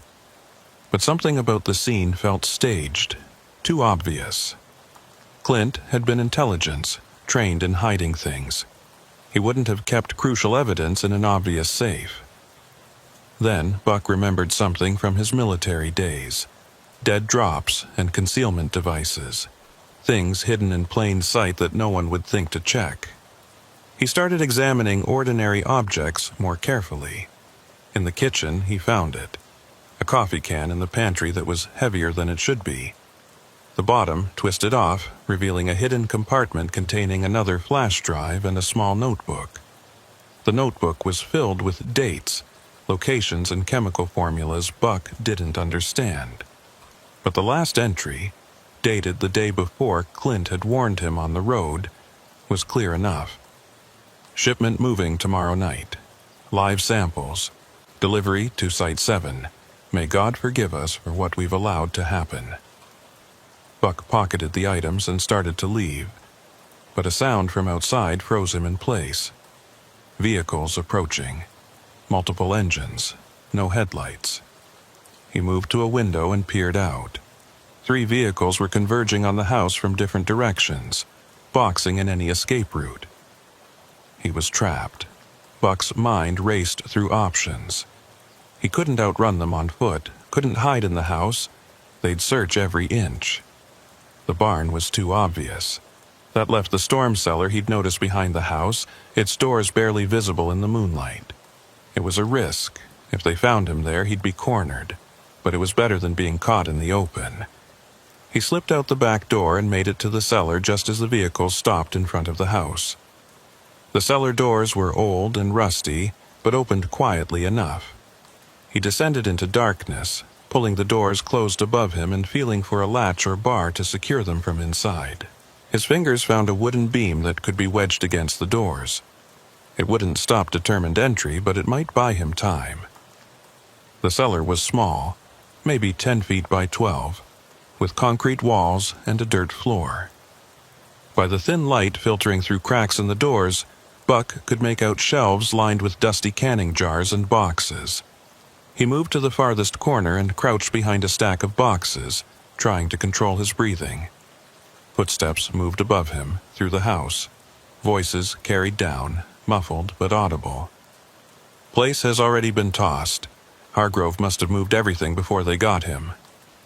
Check again. The old man was smart. He would have had backups, hidden caches. What about the trucker, Rollins? Surveillance lost him 3 hours ago. His rigs parked at a truck stop in Fort Hancock, but he's not in it. Buck's blood ran cold. They knew he'd given them the slip, knew he might be here. You think he came here? Possibly. Check the outbuildings. I'll scan for heat signatures. Heat signatures. They had thermal imaging equipment. The cellar might hide him from visual inspection, but if they did a thorough thermal scan, Buck noticed something odd about the wall behind him. Unlike the other 3 walls, which were solid concrete, this one had a section that looked different, newer concrete, like something had been patched. He ran his hands along it and felt a slight depression, a seam. Pushing against it, he felt it give slightly. It was a hidden door, concealed behind what looked like solid wall. Working as quietly as possible, Buck felt around the edges until he found the release mechanism. A simple latch disguised as a nail. The section of wall swung inward, revealing a narrow passage that led deeper underground. Clint had built himself an escape route. Buck squeezed through the opening, pulling it closed behind him just as he heard the cellar doors rattle above. Someone was testing them. He moved down the passage, feeling his way in the total darkness. The tunnel was narrow, maybe 3 feet wide, and he had to duck to avoid hitting his head. It smelled of earth and dampness, and he tried not to think about what might be living down here. Behind him, he heard the cellar doors break open, followed by boots on the wooden steps. Clear down here, just old jars and junk. Scan it anyway. Buck kept moving, praying the tunnel would lead somewhere useful and not to a dead end. After what felt like hours but was probably only minutes, he saw a faint light ahead. The tunnel opened into another underground room, this one lit by battery-powered LED strips. It was Clint's real safe room: computers, communications equipment, boxes of documents, and walls covered with maps and photos. But Buck didn't have time to examine any of it. They'd eventually find the hidden door, follow the tunnel. He needed an exit, fast. Across the room, he spotted another door, this one openly visible. He pushed through it and found himself in a second tunnel that sloped upward. He followed it, moving as quickly as he could in the confined space. The tunnel emerged inside what looked like an old well house about 300 yards from the main house. Through cracks in the wooden walls, Buck could see flashlight beams sweeping the property, searching, but they were focused on the buildings, not the surrounding land. Buck waited, watching, timing the search patterns. When all the lights were pointed away from his position, he slipped out of the well house and belly-crawled through the sagebrush toward a dry wash he'd noticed on his way in. Once in the wash, he could move more quickly, using its banks as cover. He was almost clear when he heard shouting from the house. "Found something! Hidden door in the cellar!" They'd discovered the tunnel. In minutes, they'd reach the safe room, find the other tunnel, figure out where he'd gone. Buck abandoned stealth for speed, running down the wash toward where he'd left his truck. Behind him, he could hear vehicles starting up, spreading out to cut off escape routes. But Buck had one advantage. He knew exactly where he was going, while they had to guess. He reached his truck just as headlights appeared on the dirt road behind him. He jumped into the cab, started the engine, and took off down the ranch road without turning on his lights, navigating by moonlight and memory. The pursuing vehicles were gaining when Buck reached the main road. He yanked the wheel hard left, tires screaming, and floored it. His truck's powerful engine roared as he pushed it to its limits. In his mirrors, he saw the pursuit vehicles skid through the turn, losing ground. But they wouldn't give up easily. These weren't cops who had to follow procedure. These were black ops teams who answered to no one. They'd chase him until they caught him or he crashed. Then Buck remembered something, a wait station about 10 miles ahead that was always crawling with state troopers at night. They were checking for drug runners, but their presence might be enough to make his pursuers think twice. He grabbed his CB radio. "Breaker, breaker, this is Dusty Rhodes with an emergency. I'm eastbound on Ranch Road 2886 approaching the wait station. Being pursued by multiple vehicles. Request immediate assistance." The response was immediate. "Dusty Rhodes, this is Texas Highway Patrol. What's your exact location?" 5 miles west of the wait station. Doing 90 and being chased by 3 unmarked SUVs. Roger that, units responding. Do not stop until you reach the station. Buck pushed his truck harder, watching the speedometer climb past 95. The engine was screaming, the whole rig shaking with the strain, but the lights behind him were falling back. They'd heard the radio transmission, new law enforcement was responding. He roared into the wait station, where 3 patrol cars were waiting with lights flashing. The pursuing vehicles were nowhere to be seen. They'd vanished as quickly as they'd appeared. Buck brought his truck to a shaking stop and sat there, hands trembling, as officers surrounded his vehicle. The next hours were a blur of questions, statements, and reports. Buck stuck to a simple story. He'd gone to check on an old friend's ranch, found it ransacked, and was chased by unknown vehicles when he left. He said nothing about Project Cadena, biological weapons, or hidden tunnels.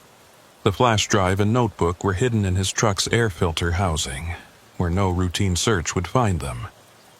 They kept him at the station until dawn, then finally let him go with a warning to be more careful about wandering around abandoned properties at night. As Buck walked back to his truck, a familiar figure stepped out of the shadows. Agent David. "That was incredibly stupid, Mr. Rollins," David said quietly. "You're lucky those were private contractors, not official teams, or you'd be in federal custody right now. I don't know what you're talking about." David smiled grimly. "Of course you don't. But hypothetically, if someone had recovered additional evidence from Hargrove's ranch, that evidence would need to reach the right hands. Not local law enforcement, not federal agencies. They're all potentially compromised. It would need to go to someone outside the system." He handed Buck a business card. It wasn't his government card. This one had just a name and email address.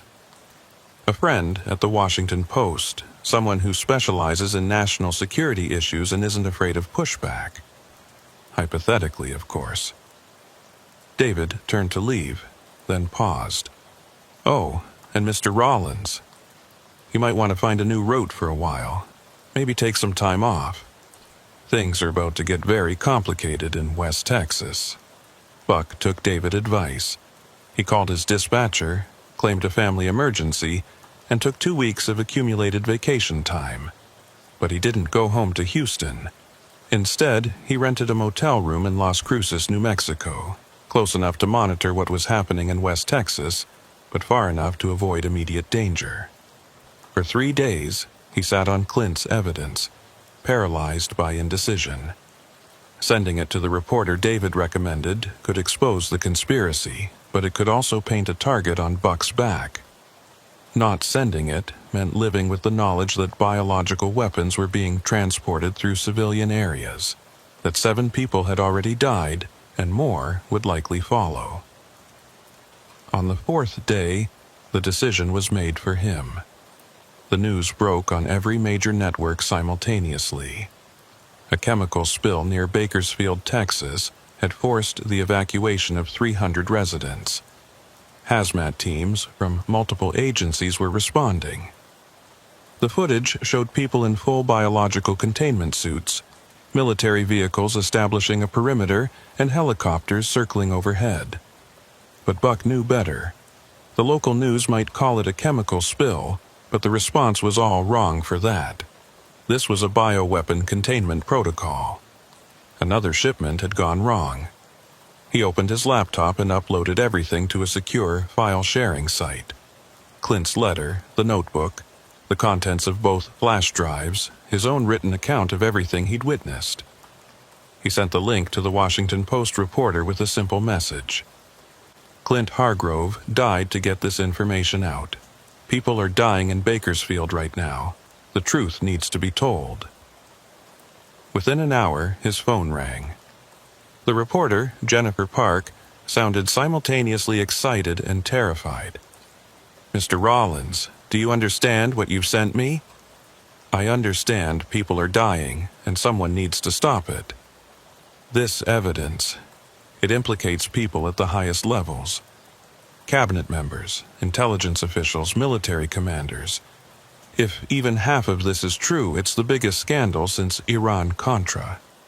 It's all true. Clint Hargrove was killed for collecting it. I need to verify some of this before we can publish. Can you stay available? I'll keep this phone on."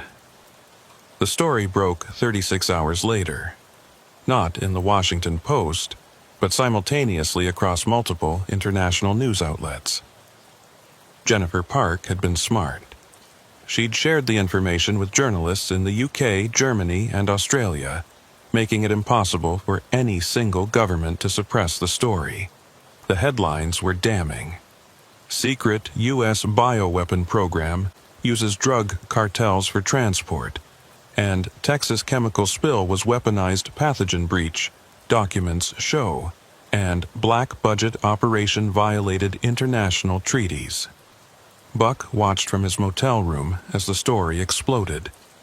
Congressional leaders called for immediate investigations. The UN Security Council convened an emergency session. 3 high-ranking officials resigned within hours of the story breaking. But Buck also noticed what wasn't happening. No one was being arrested. No one was taking real responsibility. His phone buzzed with a text from an unknown number. "You should have stayed quiet. Now everyone you care about is at risk." Buck's blood ran cold. His family. He immediately called his wife in Houston. "Beth, listen to me. Take the kids and go to your sister's place in Dallas, right now. Don't pack, just go." "Buck, what's wrong? You sound—" "Please, Beth, I can't explain right now, but you need to leave the house immediately. I'll call you when you're on the road." To her credit, Beth didn't argue. 20 minutes later, she called from the car. They were safe, heading north on I-45. Buck breathed a little easier, but he knew this was just the beginning. The retaliation came that night. Buck woke to the smell of smoke. His motel room was on fire, flames already consuming the curtains and spreading across the ceiling. He grabbed his keys and phone and dove through the window, rolling as he hit the parking lot. Behind him, the room exploded in flames.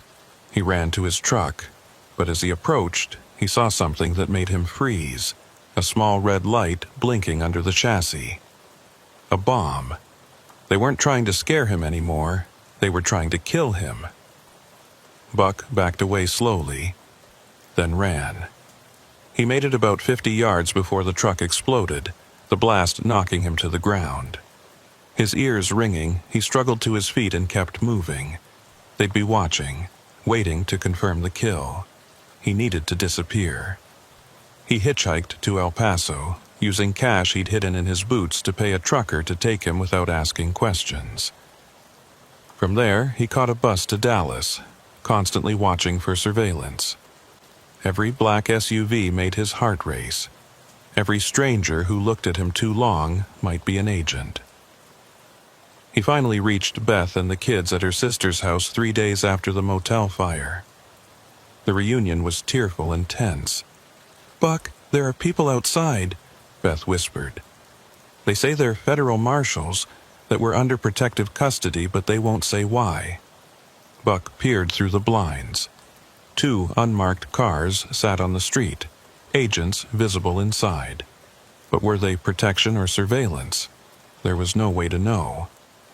That evening, Agent David appeared at the door. He looked exhausted, his usually crisp suit wrinkled. "Mr. Rollins, we need to talk." Buck let him in but kept his distance. "Are you here to arrest me?" "No, I'm here because the situation has spiraled beyond anyone's control. The story you leaked has triggered a purge within multiple agencies. People are disappearing, some running, some being eliminated. Project Cadena is being shut down, but not cleanly. They're destroying evidence, eliminating witnesses, including me, especially you. You're the only civilian with direct knowledge of the operation. Hargrove is dead. The other witnesses from Bakersfield have had accidents. You're the loose end they need to tie up. So, what am I supposed to do? Live in hiding forever?" David pulled out an envelope. "New identities for you and your family. New life in Canada. The Canadian government has agreed to accept you as protected witnesses in exchange for your testimony about Cadena." Buck looked at the documents.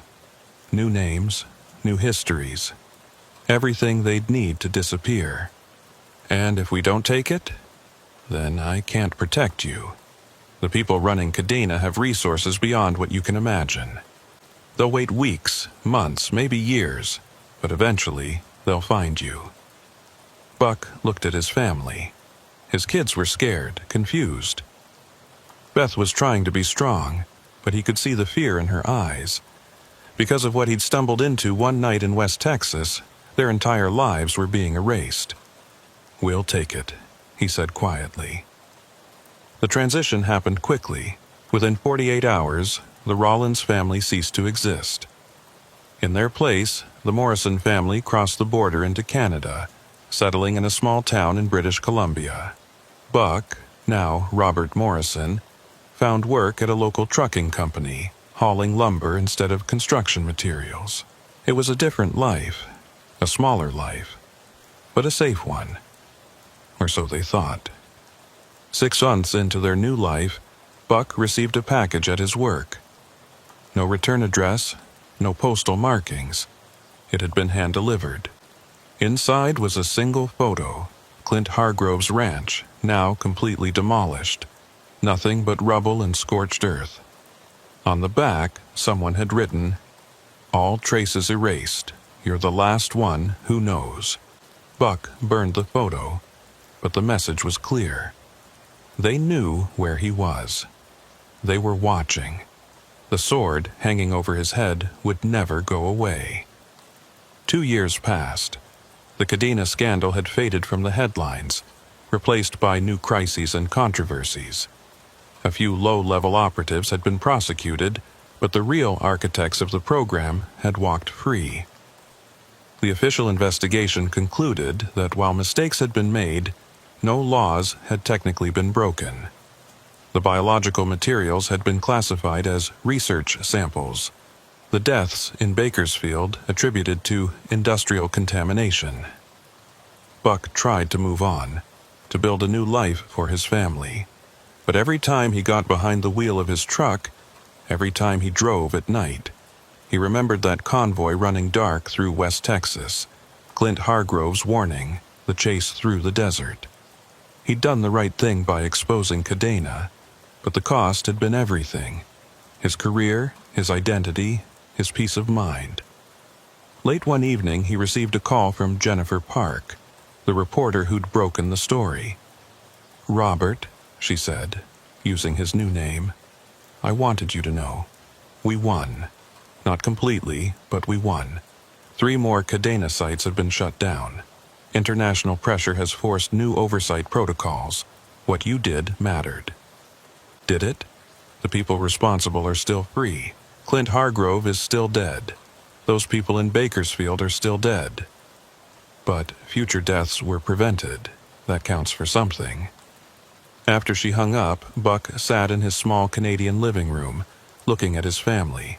His kids were adapting to their new lives, making friends, learning to play hockey. Beth had found work at a local school. They were building something here, something good. Maybe that was enough. Maybe survival itself was a form of victory. But late at night, when the wind howled through the Canadian pines, Buck still thought about those West Texas highways. Somewhere out there, new convoys were probably running dark, carrying new secrets through the desert night. Other truckers were passing them, feeling that same chill of unease, making the choice to look away or investigate. Buck hoped they'd choose to look away. The truth, he'd learned, came with a price that no one should have to pay. The official record would show that Project Kadena was terminated in 2023, following a joint congressional investigation. What the record wouldn't show was the human cost: the lives destroyed, the families relocated, the witnesses who vanished. It wouldn't show Buck Rollins, the trucker who'd simply been doing his job one night and stumbled into a conspiracy that reached the highest levels of government. In the end, Buck's story became another secret buried in the West Texas desert, known only to a few and believed by fewer. But for those who drive those lonely highways at night, who see convoys running dark and choose to take another route, the legend persists. They tell each other about the trucker who saw too much, who tried to do the right thing, who paid the ultimate price for the truth. And sometimes, on very clear nights when the desert moon is full, truckers report seeing a phantom convoy on I-10 near Bakersfield. Vehicles running without lights, maintaining perfect spacing, carrying cargo that no one wants to identify. Most dismiss it as highway hypnosis, tired eyes playing tricks. But a few remember Buck Rollins and Clint Hargrove. They remember that sometimes the conspiracies are real. The government does keep terrible secrets, and the price of truth can be everything you hold dear. They remember, and they keep driving, leaving the mysteries of the desert darkness for someone else to solve. Because in West Texas, on those lonely highways where the horizon stretches forever and the night holds infinite secrets, sometimes the smartest thing you can do is keep your eyes on the road ahead and pretend you never saw anything at all. Some truths are too dangerous to know. Some secrets are better left buried in the desert, and some heroes are the ones who disappear completely, leaving only whispered stories and unanswered questions in their wake. Buck Rollins became all of these things: a truth too dangerous, a secret buried, a hero who vanished. His sacrifice saved lives, exposed corruption, and changed nothing all at once. That's the real horror of his story, not the conspiracy itself, but the realization that even when the truth comes out, the world keeps spinning, the powerful stay powerful, and the only real change is in the lives destroyed along the way. The highways of West Texas still stretch endlessly through the desert. Truckers still drive them at night. And somewhere in Canada, a man who used to be Buck Rollins watches his children grow up under different names in a different country, safe from the shadows that still haunt the roads he once called home.